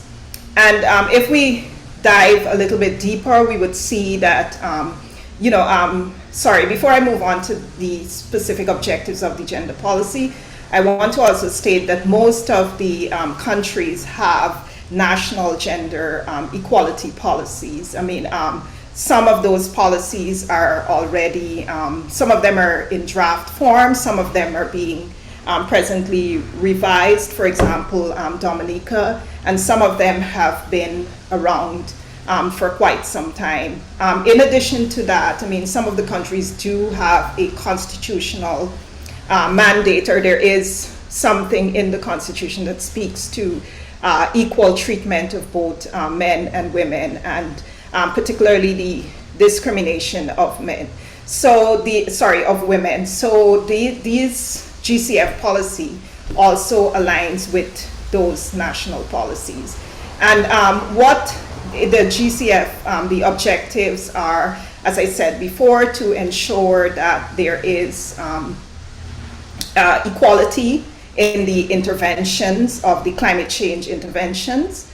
As we know, or we should know, that climate change affects women and men differently, and it also affects subgroup of women and men differently. For example, indigenous women have different concerns from the wider population of women because they are impacted disproportionately by climate change events, but they also have a lot of traditional knowledge that can contribute to adaptation and mitigation, including in agriculture. Secondly, we want to minimize the social and gender-related and climate risks. And a lot of times for us in the Caribbean, we might not be cognizant of the fact that development activities in general, whether it's in agriculture or otherwise, usually have impacts, the unintended consequences or unintended risks. And more often than not, those unintended consequences and risks affect the most vulnerable within the population. And that certainly is the case for climate change. So we want to approach or to implement a do no harm policy, and some agencies have moved away from do no harm to do good. So that is what we want to do. At a minimum, do no harm. At best practice, do good. And we want to, again, advance gender equality through the mitigation and adaptation actions. And more importantly, we want to ensure that we contribute through the project activities to the reducing of the gender gap that I spoke about the differences in terms of impact, and not only impact, but in terms of the participation of solution, which is one of the things, the stakeholder engagement of this project, I would be hoping to achieve. All right, so in terms of the gender strategy, I would have been hired as the gender consultant, and as the gender consultant and the gender plan for the project, the idea is that gender would be mainstream in all of the products and deliverables. So what that means is that all of the other consultants that are working on different areas, that they will forward to me for review what they're doing, and then I would identify whether there are any gender risks involved in what they're doing, and also how what they're doing can be gender responsive or gender transformational. So for example, in the barrier and needs assessment analysis, I would have reviewed the questionnaire, see whether there were questions or the inclusion of questions that speaks to both men and women, that address the condition and the differential status of both men and women. It is expected, I mean, again, I would have worked with the stakeholder engagement consultants to ensure that we had gender responsive stakeholder engagement, and I think that went very well, to make sure that the methodologies that we were used were not going to disadvantage either males or females. We are working in a sector, the agricultural sector, where across the Caribbean we see more men involved overall, but there are particular value chains where we may have women being more dominant or more numerous in those value chains. Similarly, so in the development of the two concept notes, I mean, gender will have to be mainstream again in all of the activities. I'm assuming that there will be what we call a gender action plan. And since the GCF policy is also in alignment with the UNFCCC and our NAPS and our NADMA, those which I know that a lot of the Caribbean countries are working to make those gender responsive. Some of them have already achieved that status. The gender is going to be a prominent part of, or completely mainstreamed. And as I said before, the objective is to be gender transformational, not just gender sensitive. And in terms of the gender approach, it's going to be a intersectional or a gender-based analysis. As I would have said before, we do recognize that there are subgroups of women, there are subgroups of men, and they have different capacity to partake in stakeholder engagement. They have different agencies, they have different levels of empowerment. And of course, the youth in agriculture is something that across the region we've been challenged with. I mean, so there is a particular actions for incorporating gender and a youth sensitive or a youth responsive approach in the certification program. And finally, the stakeholder engagement in terms of the guidelines. As I said before, we did have gender responsive we did have separate groups of men and women consultations for the development of the guidelines. We tried to ensure that we used methodology, both qualitative and quantitative, which encourages the participation of not only women representative organizations, but also indigenous people. I do remember the chief from Dominica participating in one of those stakeholder consultations for the development of the guidelines. We also ensure that the timing of the guidelines take into consideration the schedule of men and women. We didn't do it at a time when women had to be either taking care of children or maybe doing other domestic chores, but we did consult before in terms of what is the ideal timing. In terms of the challenges that were identified, it is important that both gender, both women and men, despite the disproportion of men within the sector, and their representative organizations are engaged in the stakeholder engagement.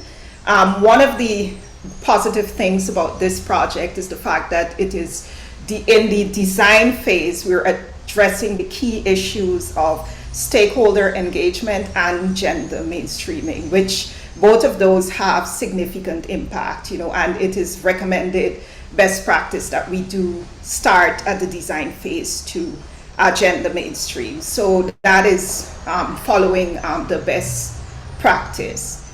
In terms of agency, when we do engage men and women representative organizations, we do have to acknowledge their difference in agency, and by difference in agency, I mean the ability to speak up and speak on the particular subject and make their contributions, and oftentimes that is influenced by their access to information, their access to resources, and basically how empowered the group is or not.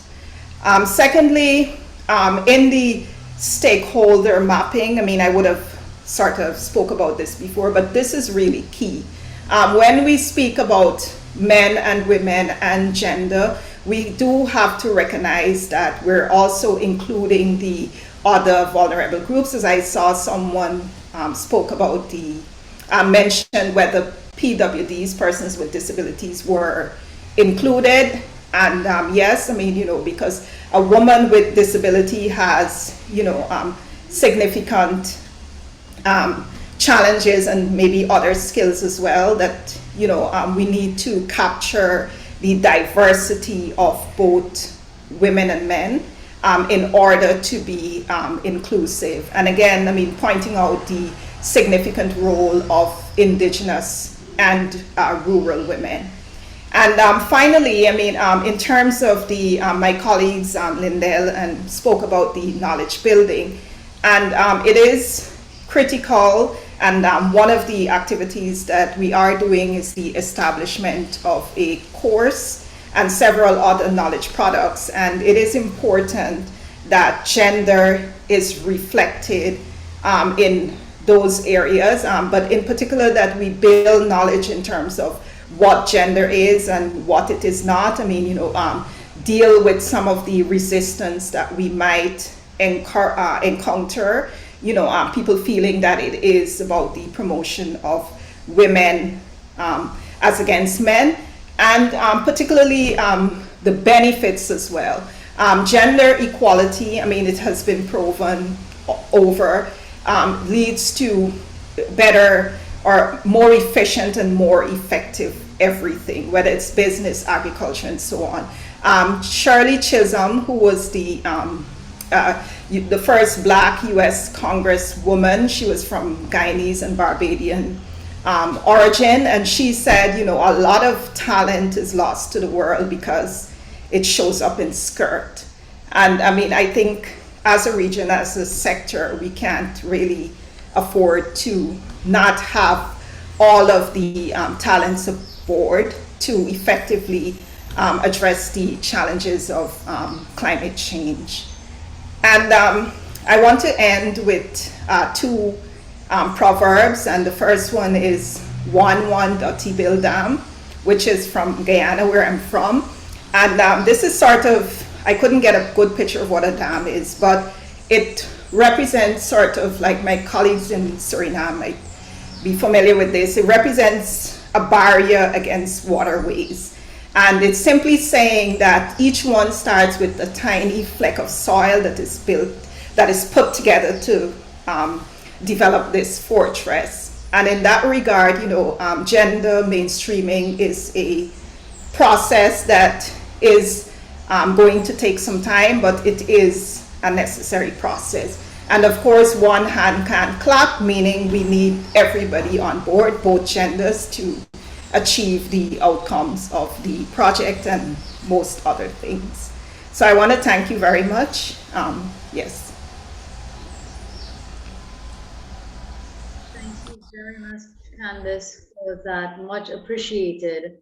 I know we're a little behind time, but if there are any immediate feedback or questions or comments right now before we go quickly to break? I see Ram Gopal, please feel free. Hello, Ram Gopal here again. Building, I want to link it, my question again, to Sustainable Development Goal number 5, equality, gender equality. And as you know, resilience, gender equality and empowerment of women and girls. Building resilience to climate change and developing sustainable agriculture hinges on land ownership. It would be interesting to note what percentage of women have titles to land and land rights to engage in agriculture, because women play an important part in agriculture, and we tend to look at them at the downstream of the value chain and not at the land ownership and production process, which is very important for sustainable agriculture and building resilience to climate change. Thank you. Thank you very much. And I do see a message. Yes, we would have shared all the presentations with the IICA office reps and the national coordinators, so they can send that to you as well. Okay, so I think right now, since we're a little behind, we will go to our break now.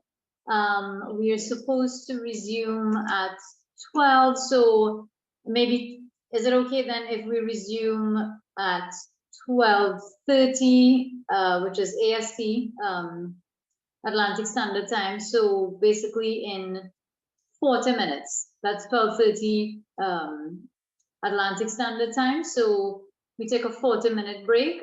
It will mean that we are about 15 minutes behind.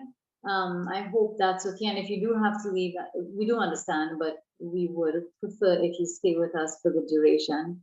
So we're going to break now. We're going to come back at 12:30 AST. Thank you for the email, and we'll see you soon. Please do not leave us. We will be right back. When we come back, we're going to go into our presentation on the national inventories, and then that's where we go into the breakout sessions, where each of you will be assigned to your country breakout room, and then that's a really, really critical part of this presentation. So do stay with us. 2 reminders: if you haven't already registered either via the link or on the actual registration form in the office or conference facility, please ensure to register. And then also, if you haven't filled out the pre-survey, I know we're halfway through, but please remember to fill out the survey either on the link provided or in your office. Nicalia? Yeah, we have a comment in the group from Sharon. She's indicating if we could go down to 30 minutes instead of the 40, if we could get agreement from the other countries, and if we could work with the 30 minutes. Yeah, half hour would mean we start then at 12:20 Atlantic Standard Time, if that's okay with everyone. So we try to keep to the schedule as much as possible. So we start back then at 12:20. This evening's session, we're now going to go into the national inventory. So we have our consultant, Diane Dormer, who would have, with the help of the national local coordinators, collected and collated the national inventories for each of the countries. And so she's going to share that with you now. And then after she does her presentation, we're going to go into the country level breakout rooms where you will be assigned to your country. And if you haven't already, please do indicate the name of your country by your display name on Zoom. So I think you just click on that 3 dots by your picture there, and it'll give you the option to rename. So just include the name of your country so that we know which group to assign you to. Just a little change in the agenda. This is going to go from 12:30 to 1:40 AST. And then we go to another session, which we had to cut just so that we can ensure that we are on time. So with that, I hand you over to Diane, who will give the presentation. And then Diane, when you've completed your presentation, then let us know when we can start assigning the breakout rooms. All right, Diane, over to you. Okay, it's still morning for me here in Jamaica. So good afternoon to everyone else. Are you seeing my screen? Yes, Diane, thank you. Okay. Okay, so we're going to talk about the national inventories and the process we are going to use today. So what is it? I was asked to define it because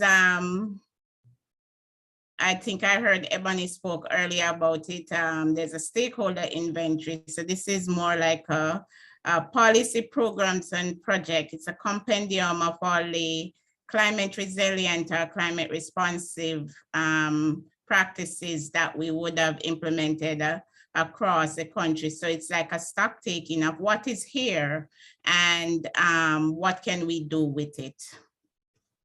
The purpose of the inventories, regional and country level climate resilient agriculture stock take. It's to identify opportunities for upscaling. So where there are opportunities to expand, and as we heard earlier about the end game, which is the more medium term or short term goal is to define 2 multi-country proposal for the GCF under this. So this is to identify what opportunities are within the respective countries. Identify opportunities for increasing emission ambitions. So one of the objective of this project was to see how agriculture is now positioned in the NDCs and how we can better align it to assist with emission reductions at the country level and to position it for funding in a better light and more aligned with the goals of the NDC and of course the GCF funding mechanisms. And as said, GCF scoping. So the data collection process, the instrument was basically a collation of climate change enabling policies and plans ongoing agriculture initiatives across the country. So that was the basic purpose of the instrument. A review was done to add, to sort of pull out what are the climate responsive best management practices and what are some of the lessons we would have learned from implementing some of those actions. It doesn't have to be donor funded or anything like that. It just needs to be something that you have implemented that has the potential for future use. The NLCs would have populated with country-specific information. And today, the validation is about accuracy, gaps, and sources, needs alignment, and recommendations going forward. And the end game is to share, of course. And just for a little context, out of one of the product of this would have been of the overall project is a greenhouse gas inventory for the NDC scoping. And you see that pie chart, hope you can see it properly. This is the categories of GHG emissions from agriculture and more so the production system. So this is not even the entire value chain. So this is the different categories of greenhouse gas that our production, our food systems are emitting locally and more on a country specific level. This is our emission as defined by IPCC. And of course, this excluded the forest and other land use. So this is strictly agriculture for all the countries, as you can see. Trinidad and Bahamas pretty much not yet off the mark, but a significant amount of their food is provided through imports. So some of the best practices that can be included or should be included. some tools that we can look at, and I know there are some in the region: risk management modeling, credit and finance tools, blended or for direct investment, grants or transfer, whatever they are, development funds. What are some of the best practices that we would have implemented in the region to get credit and support, financial support to the agricultural sector? Approaches, participatory advisory services, weather-based advisories, or climate services, whichever you call it, or agromet services, conservation agricultural practices, some technical capacity or sustainability, R&D, what's the extension service for CRA that are now existing, and even if there are opportunities to build out those, training suppliers that may be available, technologies and innovations, protected agriculture. I know a lot of countries are going into the protected agriculture, breeding for heat-tolerant crops and livestock, water management solutions, post-harvest technologies. And this is by no means an extensive, look at what are the approaches, but whatever you have to be discussed today, and we look at what go forward. And of course, youth, gender, focus, these are cross-cutting themes that should be included in those projects and programs. The PIU, which is pre-circulation of the country-specific inventory. So those should have gone out already, and stakeholders should have seen them for the individual countries. Overview of the data collection process, that's my role here, and the review of the inventories.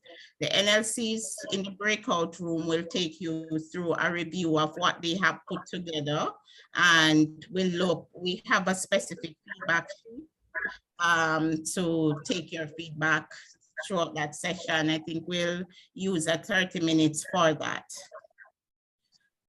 So this is a specific sheet we want to focus on today. So you would have gotten an entire Excel sheet for your countries, and they have a stakeholder inventory in them. They have the higher level policies and stuff. But today we want to focus on the granular level. What has been implemented in your country, and are there scope for expanding, are there scope for looking at these technologies, these CRA solutions in the upcoming project proposals? And I mean, it can serve as a reservoir for the future as you define other projects for other donor funding.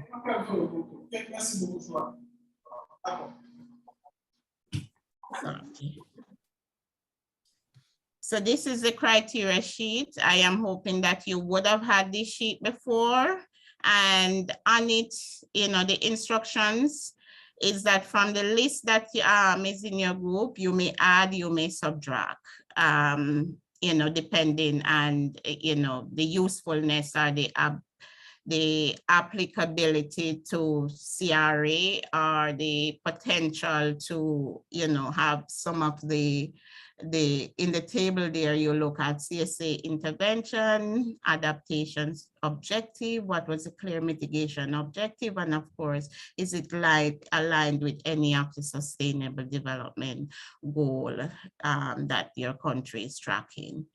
And so that's pretty much it. After the 30 minutes, we'll come back with a summary of what you would have captured in this sheet, pretty much just saying, what are the next steps, who, what, and when.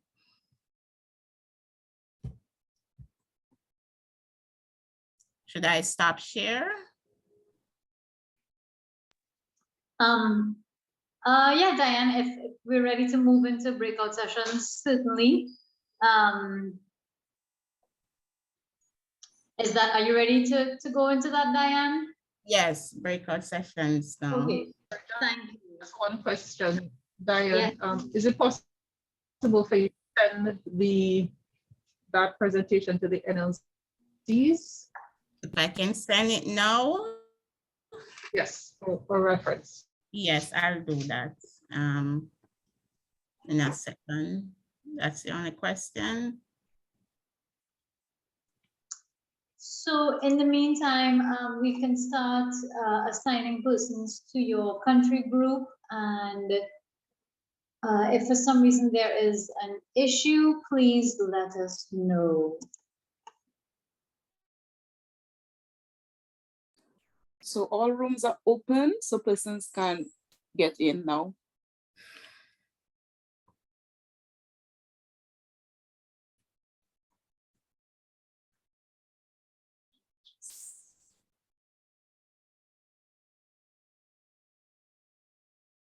How do I join?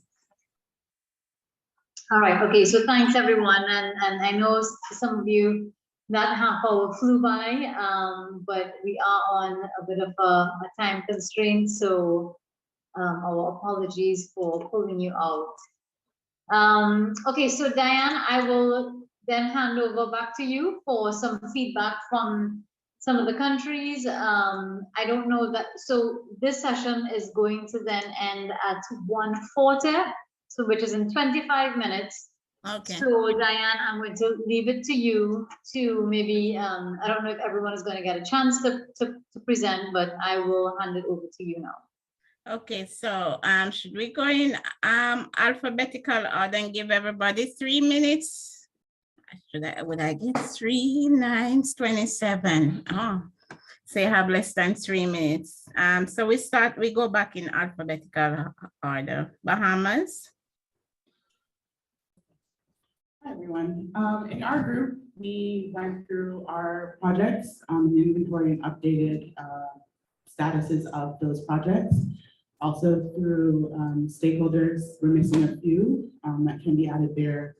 And we started with went through some of the synthesis questions to discuss where some of our gaps are, further gaps. And the biggest issue is not having a centralized place for data and things such as programs and efforts.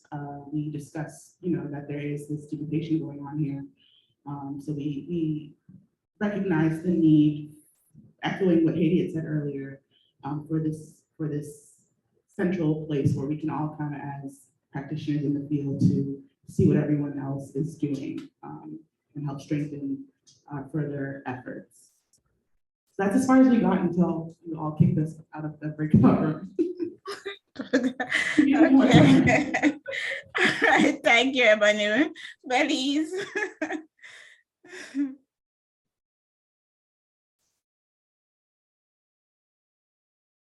Belize, you there?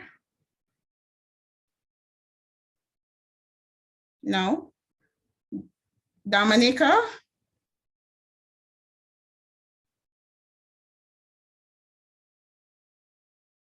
Sure, everyone is on this page. Dominica, no? Hi, Diane. Okay, yes. How are you? Not enough time, definitely not enough time to discuss. I understand we have constraints, but we had a very lively discussion, and we did discuss very important points in terms of sustainability co-benefits going forward for agriculture projects. So we're looking at the importance of capturing traditional knowledge and knowledge based on persons for the elderly and persons with disabilities as well. So we're saying that we need to capture and ensure that this types of information is easy to access and ensure that traditional knowledge is captured going forward for all agriculture projects. We didn't get very far in our projects because we have a lot of projects, but that I think is a very important and interesting gap that we noted, and in terms of designing projects going forward is something that we feel is very important. And also we are going to update the inventory because some of the information needs to be updated. So that was another point. Okay. And who comes after Dominica? The Saints? I think Belize is now ready, Okay. Diane. Belize, go ahead. Hi, Diane and everyone, Katia here. from our end, again, we didn't have enough time to even really get into the discussion. It was just starting to get nice and good. But similarly, we do need to update our inventory. There are a lot of new things coming on in the pipeline and things being upscaled from previous projects and whatnot.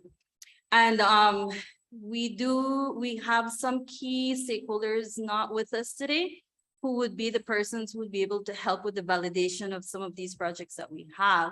So that is something we would have to look at, maybe doing more on one-on-one.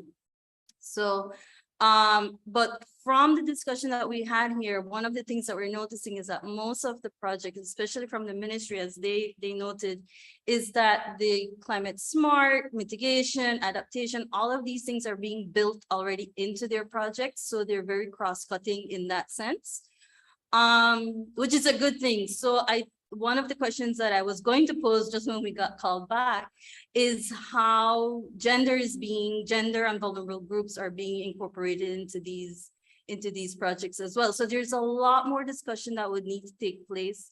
I'm very thankful for the stakeholders that are here today because they have a wealth of knowledge and experience with these types of projects and the work that they've been doing for a long time. So for us, there's that continuation that would need to take place. All right, thank you. St. Lucia, St. Kitts, who is ready? I see St. Kitts has their hand up. Okay. Go ahead, St. Kitts and the Nevis.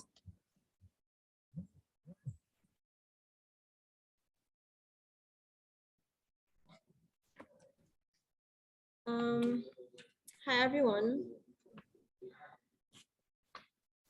With regard to this particular exercise, we will definitely require additional follow-up, and what would have been helpful is we definitely would have required more ready access to project documents in order to give more information, but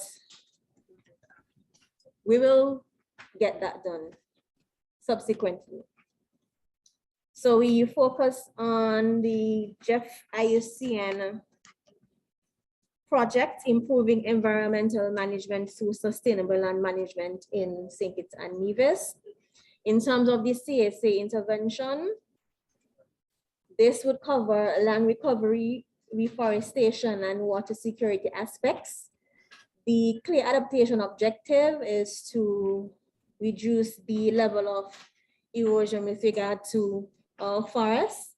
Clear mitigation objectives,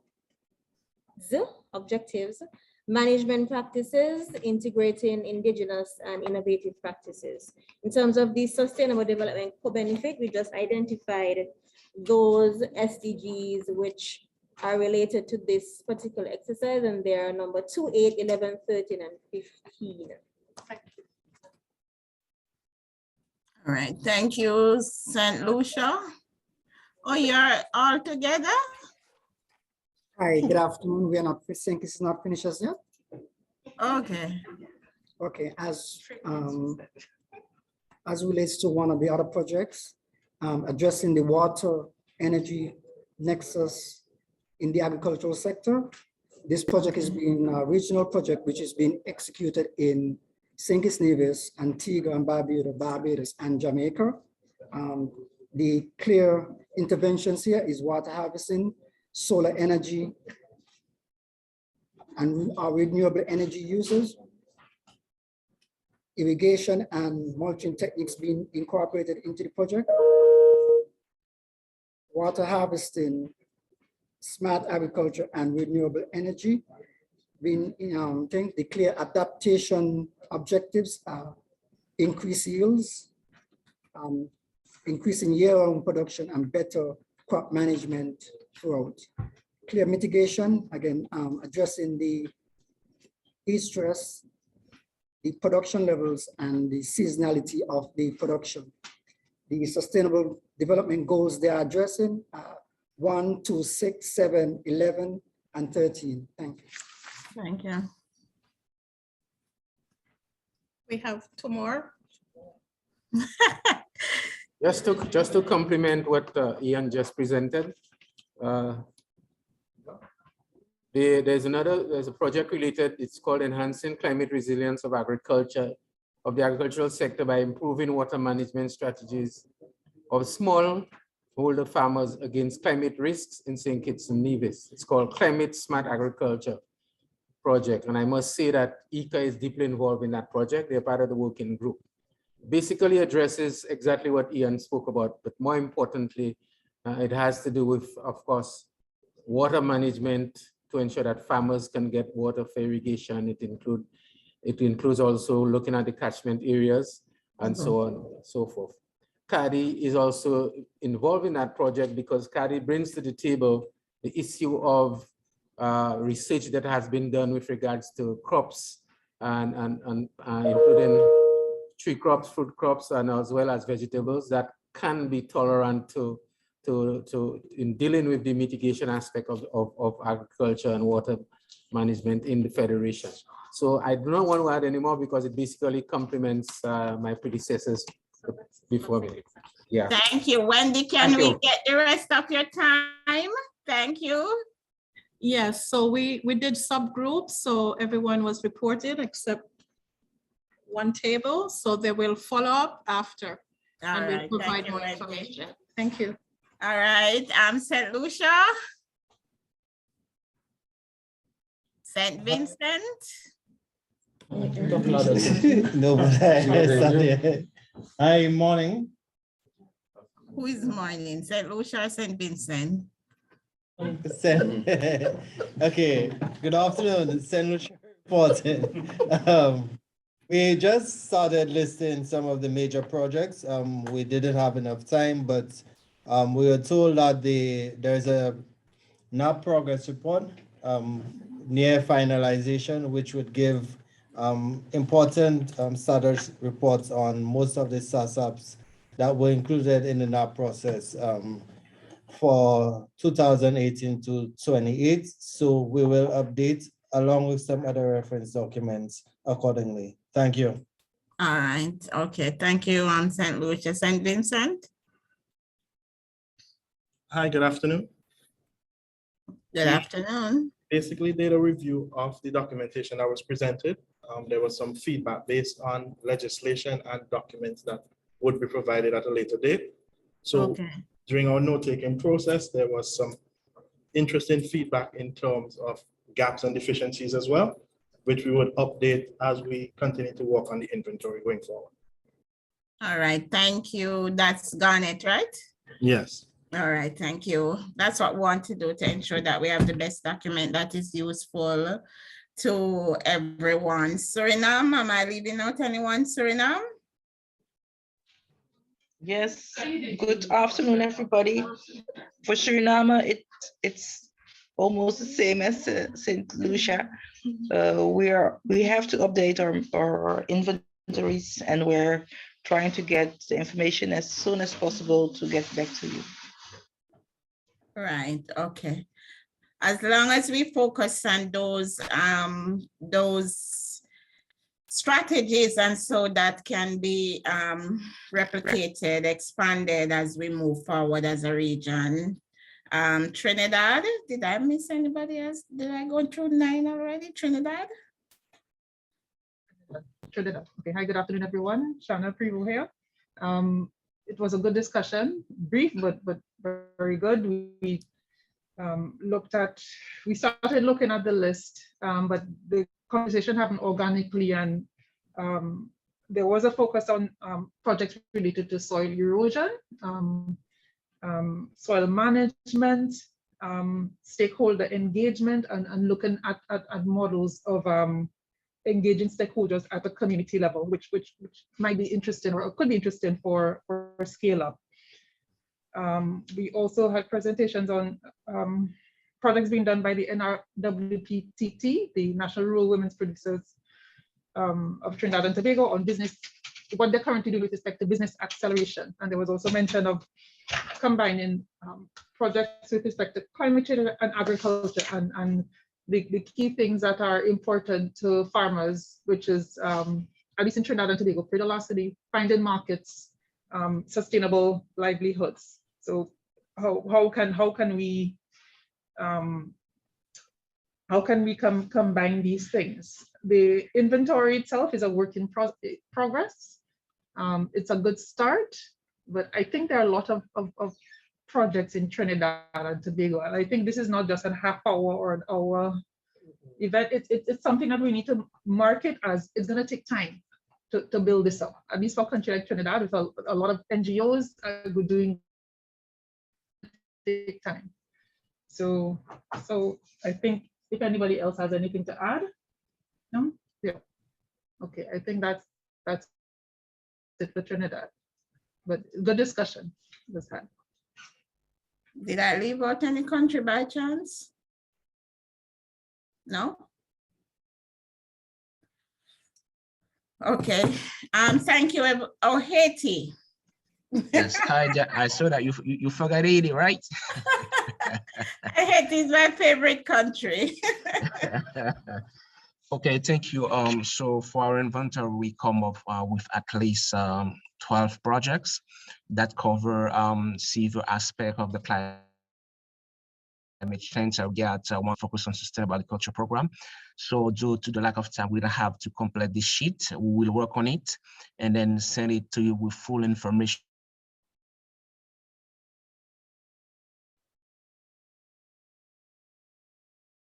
Yes, still speaking.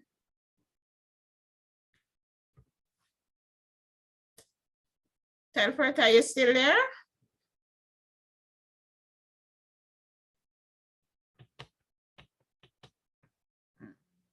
Not hearing. Think we lost Telford there for a minute. All right, thank you guys. I was in on Trinidad. The discussion was very rich. I mean, I think we have now pretty much gained an understanding of the purpose of the document, why it's important to have it, because there's so much that is going on. We may seem like a small region, but we do have some capacity. And as somebody mentioned, the indigenous knowledge that can help us to maneuver our way out of this climate crisis, and especially its impact on our agriculture, food and nutrition security. You know, I mean, every day we hear of the numbers that are going up in terms of food security and nutrition security, that we as a region, you know, is at the deeper end of feeling the nutrition and food poverty. So this document will only help us to look at our technologies, our methods, and so that we can improve on, and that can help us. And I'm glad everybody feel the same way. That is something that they need to work on, need to complete, and so that we have that reservoir of information across the region that we can share amongst each other. Thanks.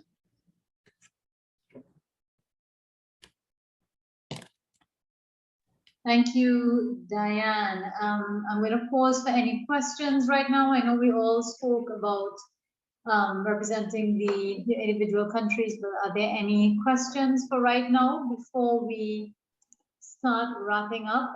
Because our next session is going to be on the concept notes that we wish to put forward for future funding based on the exercises that we're doing here. So any questions for right now, comments, concerns?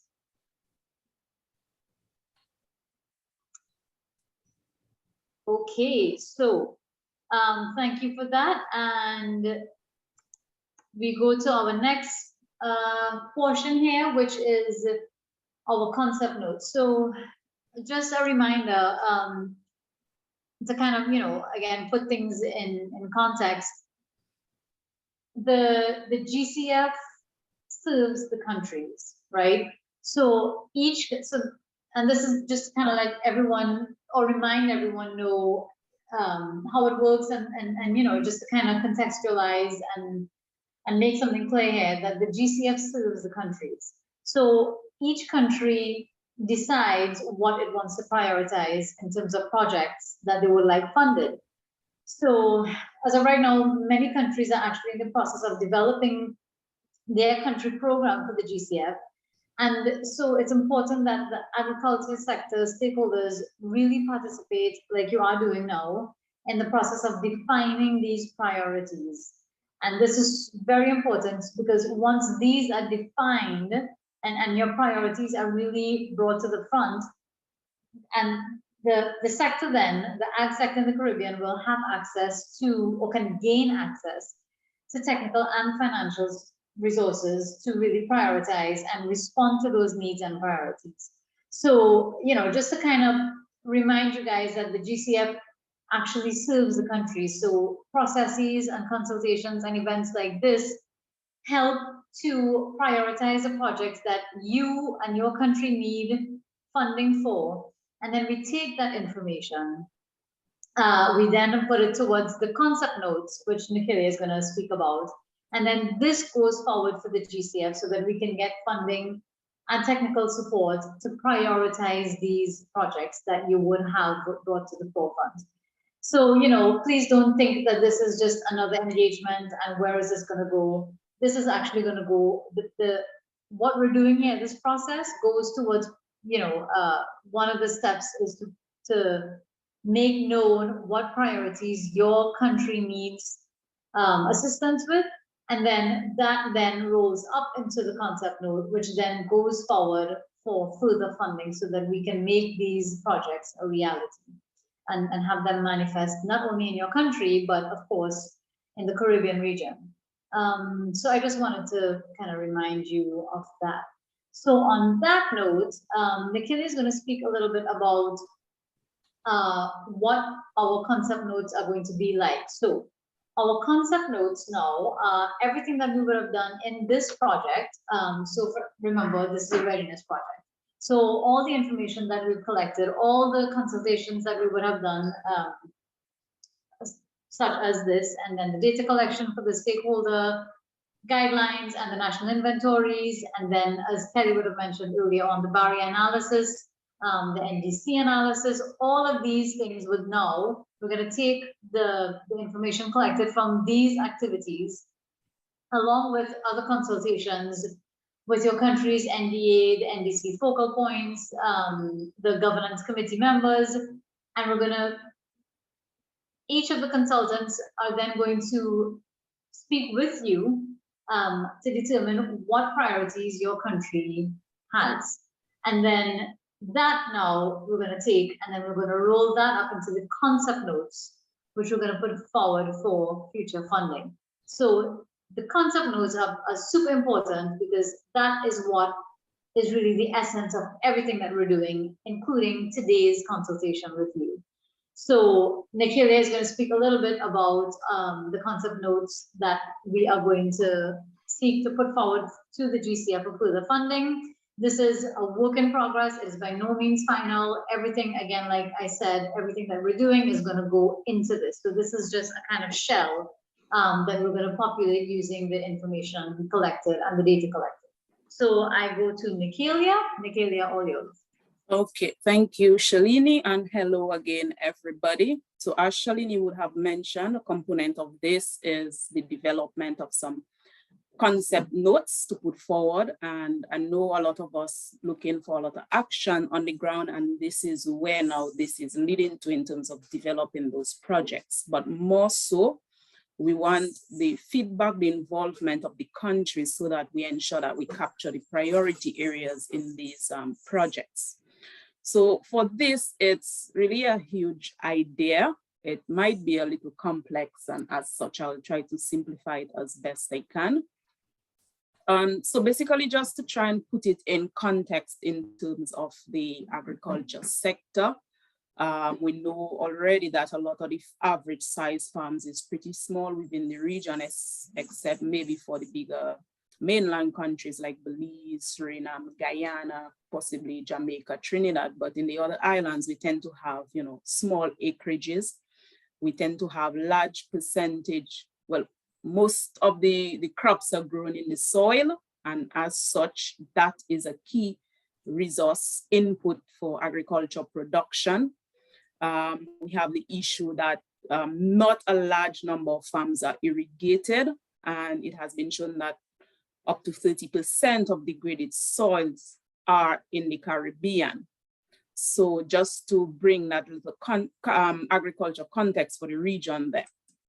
In terms of the problem, this is a GCF project, and we are looking at climate funding, and as such, the problematic has to begin with some form of climate issue, and I will get a bit into that.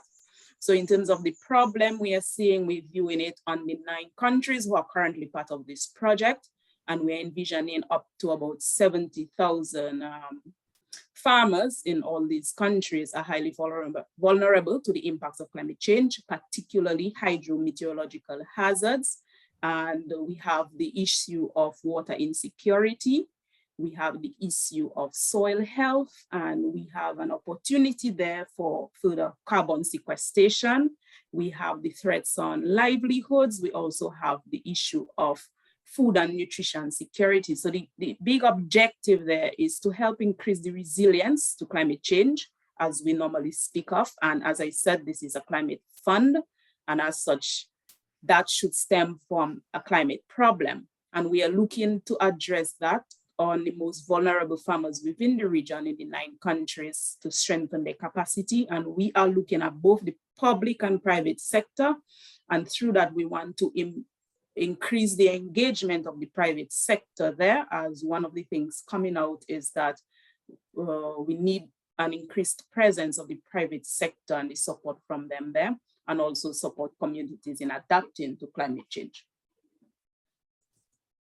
Kelly would have went through that briefly as it relates to the overview of the current readiness project. So the general idea we are thinking really is that what would be the transformational argument there? What would be new? What would be different? What would help in terms of addressing a lot of the climate issues that we are facing? So what we are saying is that if we can now de-risk the investment in the farm enterprises, that is at the farm level, that is if we can manage the climate risks at the farm level, but also not just the climate risk, but also the vulnerabilities, what we are saying that this now will feed into increasing the equity of the farms, the stability of the farms, and the confidence to have investment in this agricultural farming enterprise.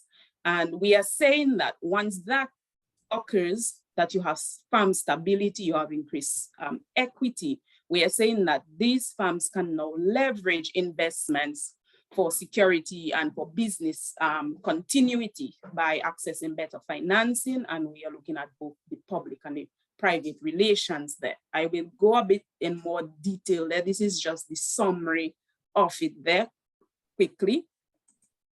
So as I was saying is that it is a climate fund. And as I was saying is the greater impacts that we tend to have is hydrometeorological hazards. So we are identifying the floods, the droughts, the hurricanes as the main climate related threat for the region.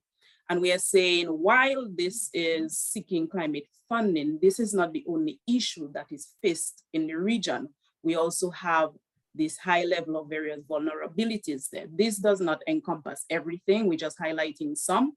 And thus in further discussions, the added important ones will be included. So we're looking at, bad agricultural practices, as we always talk, not sufficient data to inform decisions. We tend to have a lot of the low productivity because now we don't have we don't have sufficient or adequate policies to address some of these issues. And what we are saying there, in combination with the climate related threats, with vulnerability, what we are now saying is that persons that are exposed are within these 9 countries who are currently part of this project, the 70,000 farmers and about an average of 505,000 hectares of agricultural land under production, right? So these numbers we can look at a bit more closely to get a better representation there.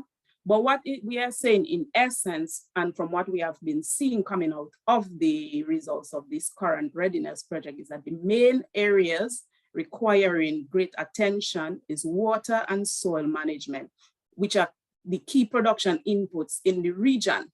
So what we are saying there, which is the step one, if we follow these three main concepts to help de-risk our threats, then what we are saying that these can now help increase the equity and the stability of the farm enterprises and allow them now to leverage for this business continuity and in terms of better access to financial resources, having better marketing relations and opportunities, the opportunity for contract farming, increasing export, and even accessing, the carbon market.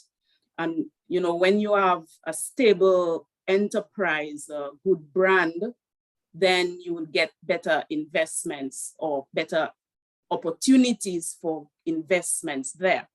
So in terms of the three main steps we are thinking of in terms of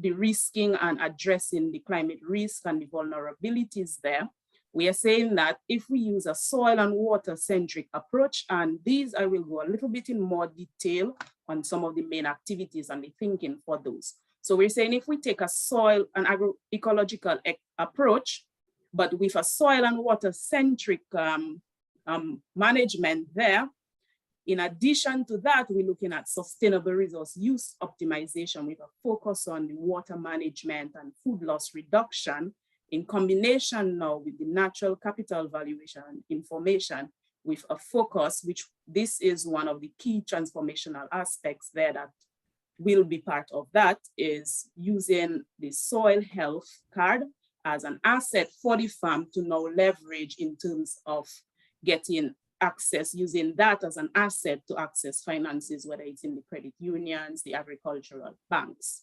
So in a nutshell, this is the general idea there.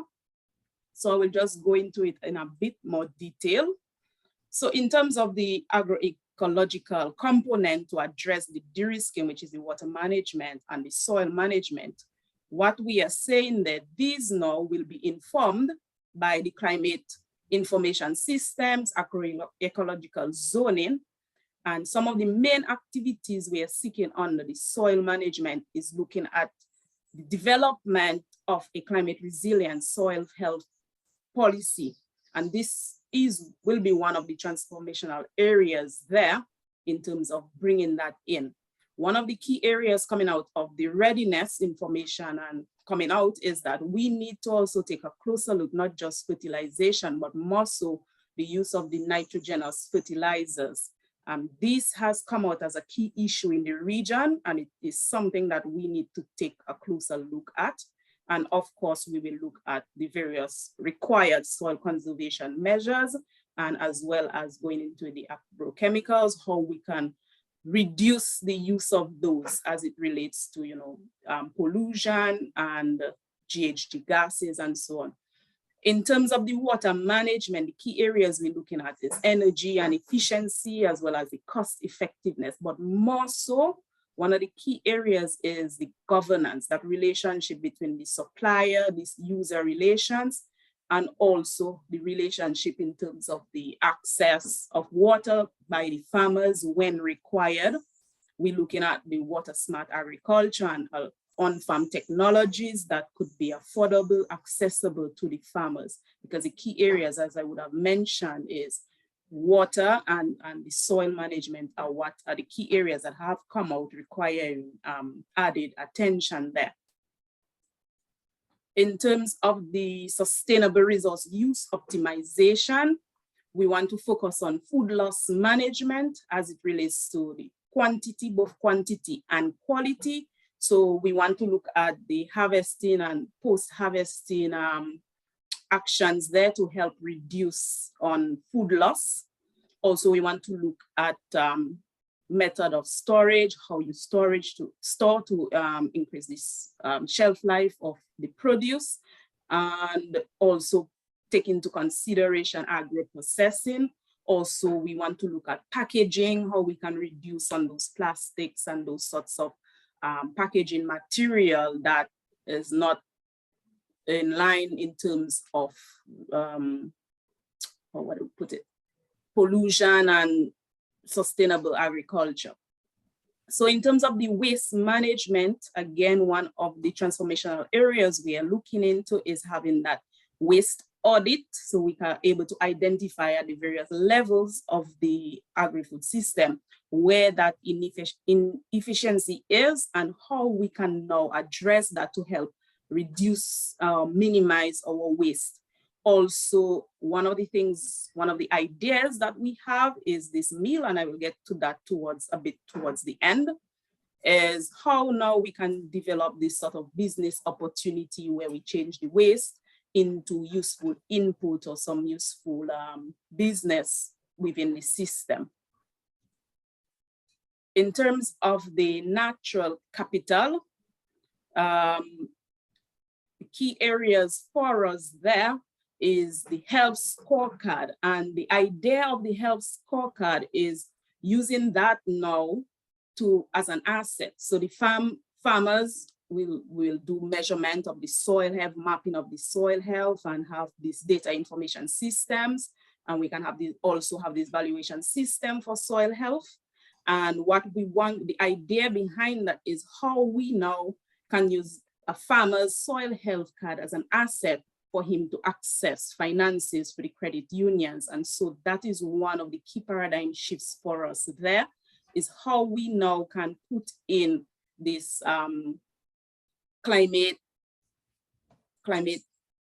index as part of the financial portfolio of the, similar to how IDB would be doing, how we can include that now with the financial institutions so that the farmers themselves can use that as a leverage now to access funding for the enterprises.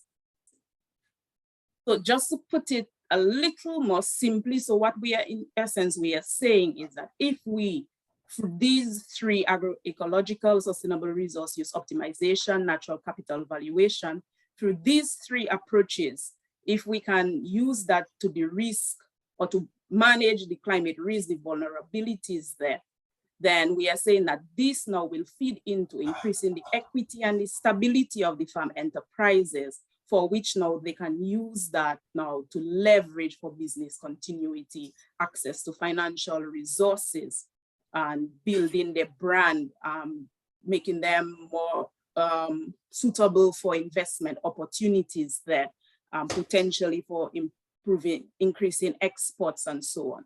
So this is the general thinking there. In terms of the leveraging for business, I'll just go through it a bit. We don't have it too much in detail. So as I was saying, in terms of accessing the leverage in finance, I was saying that we use the soil health card as part of the loan criteria. And so you as a farmer, we would have to develop these indices. And then you as a farmer, once you fall within the particular range of good health, your farm is of good quality to produce X amount or continuously producing crops, then you now can use that to leverage yourself, your farm, your enterprise to access. So that is one of the key transformational areas, is how do we now bring in that whole climate index as part of the financial portfolio there. So these are some areas we need some added thinking, probably added discussion to see how we can do those sort of things there.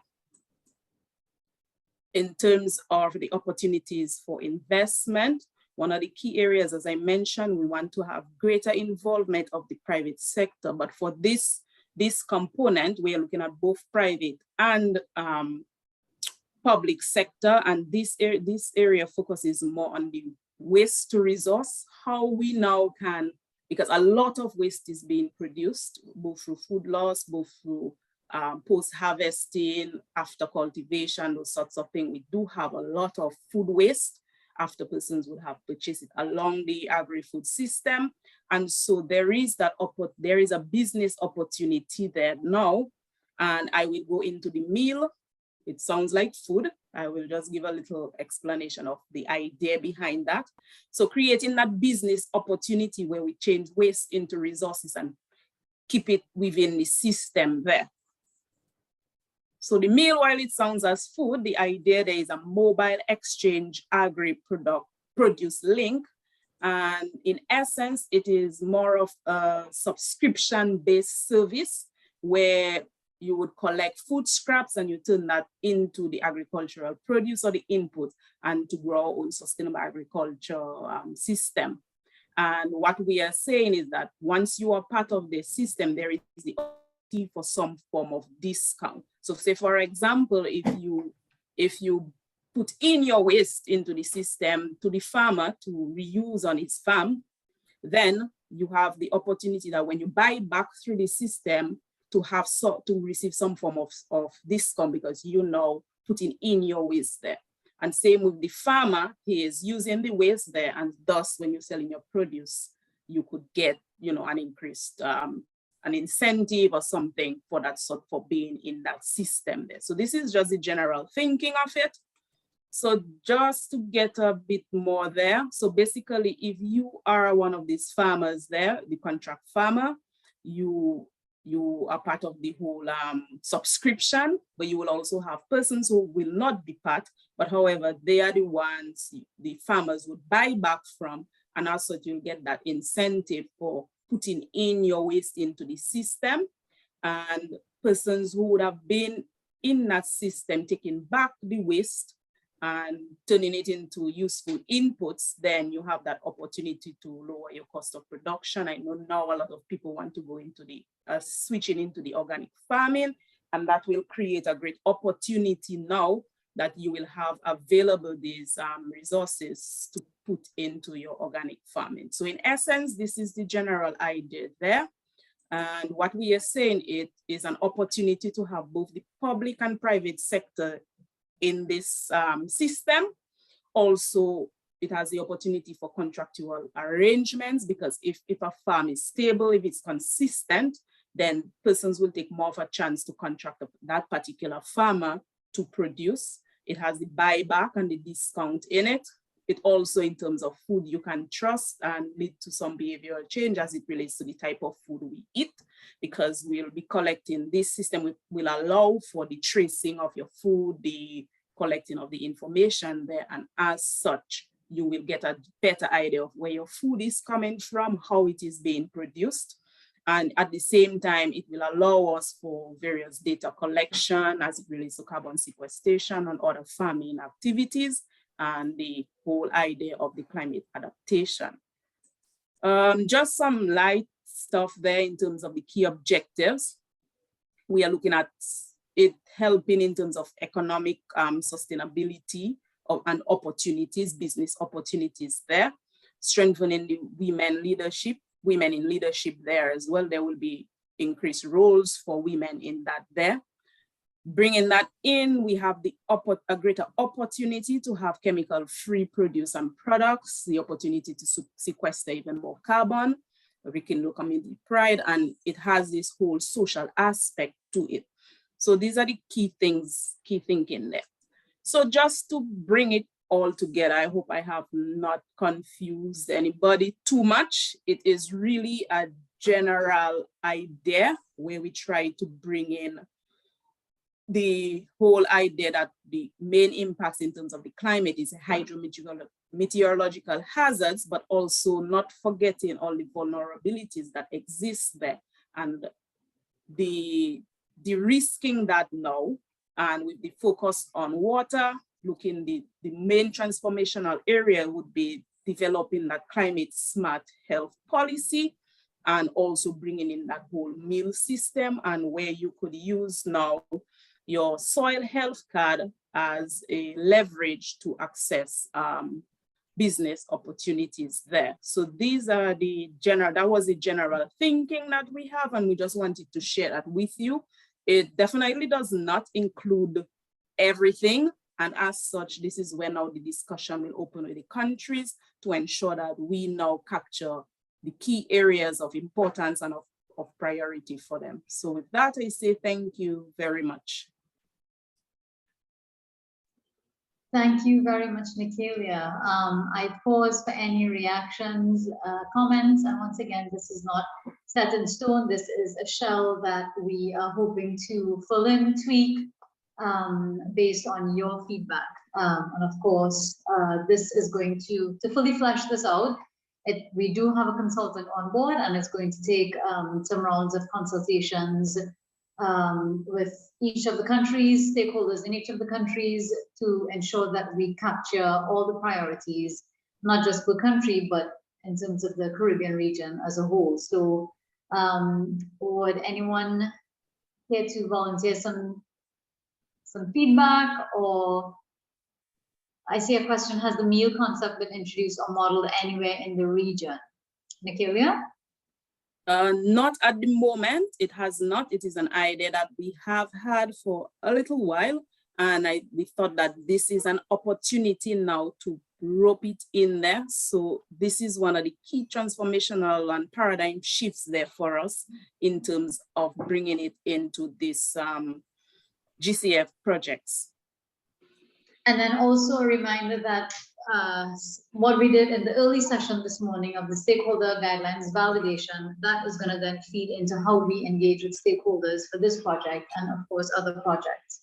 So like we said, it's living, breathing reporting and guidelines here. Anyone else? Thank you, Arlette. Arlette made a comment there, so thank you very much for that. It's a work in progress. Yes, Shalini. Hi, Shalini. This is Shannon from Trinidad. What about stakeholders? Sorry. Shanna, I can hear you. Yes, okay, we have a comment.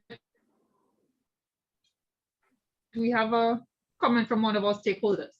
Yes, please. As a representative. Yeah. Can hear me? Yes, we can hear you, Richard, I think. Yes, wonderful. So as we touched on the waste collection, what we are interested in doing is culturing black soldier flies for their larvae and also their compost, right? And that mobile collection that you're talking about just now is very key to what it is we want to do, because that would take care of the waste, you know, and also one of the byproducts of the black soldier fly is water, you know, so we are really looking to go in that direction, and we'll be looking for some assistance in it also, especially with the logistics of collecting the waste. Thank you, Richard. Appreciate that. Hello? Yes, we can hear you, Shanna. We heard him. I think there's a... Oh, can you hear me then? There's a delay, sorry. Yes, so Shanna, we heard Richard's comment and it is duly noted. I hope you can hear me. And then I think yes, we can hear you. Thank you. Okay, excellent. And then Mr. Dorlan Curtis. Yeah, how you doing? So my name is Dolan from the Bahamas. So I like the concept note. Some things that we're also trying to do. So I guess because in our country particularly, and I think the Bahamas delegation can probably chime in better than I do, but from a municipal level, so I operate in an island that's about 3 miles long and 1 mile wide. So you would think it is very easy to capture food waste, but how would we intercept that with, like, I guess, the municipal collection?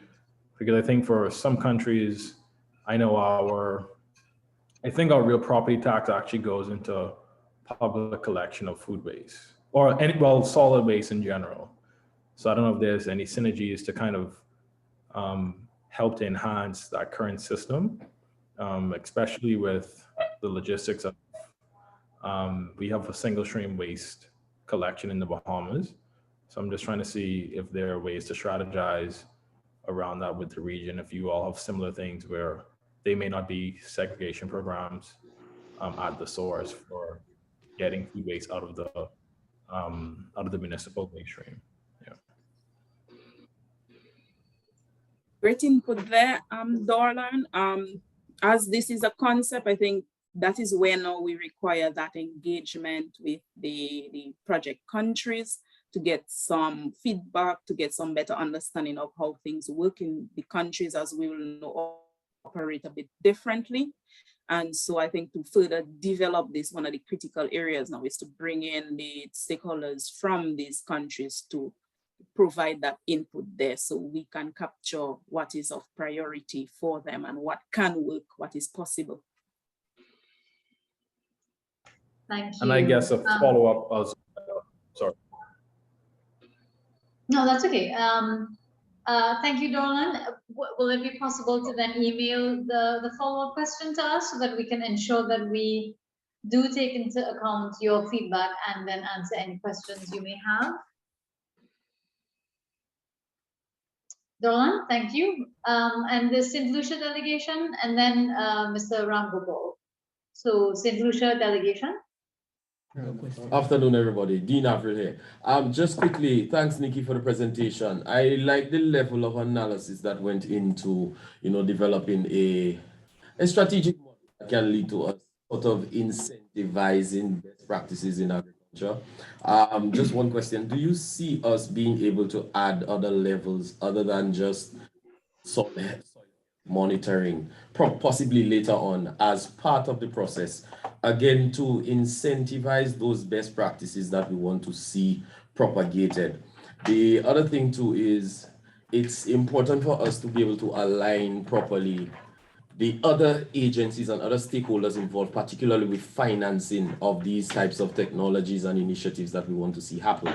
So it some sort of multi-level educational type of initiative to get those persons sensitized to appreciate the fact that what they see as risk in agriculture is actually opportunity. And I like the fact that we're talking about, de-risking certain activities or agriculture on a whole based on specific risk as we have identified to be most prevalent. That is definitely the way to go. I think this initiative is spot on. So for the rest of us now who have projects that are aligned in that capacity, I think it would be a good way to go for us to help to bring to the fore best practices that can help to change our situation. How do we align those practices with possible financing opportunities so that people can actually practice what it is that can make our agricultural systems more resilient, for one, and two, help us to build capacity, which is what we really need. Thank you much for that. Thanks for that, Dean. You want me to go ahead, Shalini? Sorry. No, go ahead, Nigeria. Right, thanks, Dean. And definitely, I know one of the key areas, and someone did mention it earlier in terms of the monitoring. I think that is actually going to be quite critical. And because as we realize, there's several layers there. And this concept also is multi-sectoral. So as such, we would need to include persons of the various sectors at the various levels, including the financial institutions, which is one of the key areas that we see as the paradigm shift, is how we now can bring in the climate index as part of the financial portfolios. So definitely it will require a lot of sensitization. It will require, and as this project has been doing a lot of consultation with the stakeholders, I believe that is a good start. Mapping a lot of the projects so we can see what aligns where, what effort can be pulled in from elsewhere or built up through this. So I think those are great ideas and suggestions there. And I think, I believe that as we go forward, hopefully we get that sort of engagement and that feedback from the country so we can, mold this together nicely. Thank you. And then Mr. Ramgopal. Thank you very much for the opportunity. Been listening. Good presentation. But I should say that I've heard this in different formats, for the last 50 years. And I'm hearing it today again, and I'm a bit distressed. I'm not seeing the role. And to add to that, 75 years ago, Hugh Bennett said, take care of the land and the land will take care of you. because it would be a frightful lack of foresight and a terrible false economy if we did not go ahead with the soil conservation job 75 years ago, and we're still here in it. And I'm not seeing the role, there are big gaps. I'm not seeing the role of the extension officers. There's so much that the farmer has to do. The farmer has to talk about finance, and the farmer has to test the soil and whatnot. But we have an aging population in farming. We have to dig pond and to dig irrigation system. You need engineers. You need engineers to design pump properly, not just dig a hole in the ground and feel that you will get water in there. You will get water when rain is falling, but you will not get water in dry season. I'm not seeing the issue of land ownership. If you do not have land ownership, you cannot involve, you cannot expand into infrastructure development. I'm not seeing infrastructure development for farmers. I'm on a smallholder farm. I'm not seeing that type of infrastructure. I'm a bit confused now at the end of it. That where's the role of, over these number of years, do you have models that we can use? I have not seen any successful case study being presented. I don't want to talk about mine, but let us see what we have done over the years. It's okay, more than 4 hours I'm sitting here, and I wish to be motivated, honestly. I wish to see something positive, that all this money spent, all these consultants and everything there, we're still 75 years. I understand where you're coming from. I graduated in 71, and I'm still here in this thing. I understand where you're coming from. I'm frustrated. Being a farmer, I'm sure we do understand that plight. As you know, there are challenges, there are the political will there is a lot of challenges that we have to overcome. And I mean, we are trying our best to go through those things. And that is where now we are looking now to have that greater engagement of the stakeholders there. We have been looking at that over the years. We're still looking at it. So as I was saying, so we as individuals will not know, some of us who are younger than you will not know some of the things that would have happened back then. So this now is the opportunity there, and you are present, which is good. You will be involved. So that is an opportunity now to bring it in. This is a concept idea, and we are open now to get that feedback on what direction we should go. We're not saying this is what has to be done. No, what we are saying, based on the results we have been getting out of this readiness project, then this is the idea we have developed from that. And as such, that is where you now and the other stakeholders come in now to guide us as to, is this where we should go for Trinidad? Is this where we should go for Antigua, Dominica, and the other countries? So this is the next step that we need to take. So it's not just we telling you this is what we want to get done or should be done. No, we are saying this is the idea, and we want you now to fill in the gaps that we would have missed out, so we can build something sensible, something practical that will address a lot of the issues that you speak of. Thank you very much. But I get paid only when I sell my lines and I work on my farm. I don't get paid for providing consultancy free. Thank you, Mr. Ramgopal. Thank you, Nikhilya. And like we've said, we want to ensure that the link is made between the funding projects and these processes, and the link is made from that to the farmers on the ground. So it's very, very important that we continue to make that link and help everyone understand that this is not a tokenistic, or it's not by any means a political or policy-based consultation process. The whole idea is so that it filters through each of the levels in the ag sector. And again, like Nikhilya mentioned, sorry, that this is just a draft idea, and there will be several rounds of consultations to get this very feedback in terms of what has worked or what hasn't worked, and taking into account what has been done in the past, what has not been done, and then moving forward with that. So this is by no means a top-down delivery of this is what is happening. So views and perspectives like that are very important. And so with that, we are just a couple minutes behind, but with that, I would like to thank you very much for your participation, for your collaboration, and to let you know that certainly, of course, as we've been saying, this will go a long way in helping not only this project, but future projects, which are geared towards prioritizing your needs. And again, the GCF serves the countries. So with that, I thank you all very much. And the facilitators, you would have received an email. So please ensure everyone has registered and completed the post survey. I hope you can hear me here.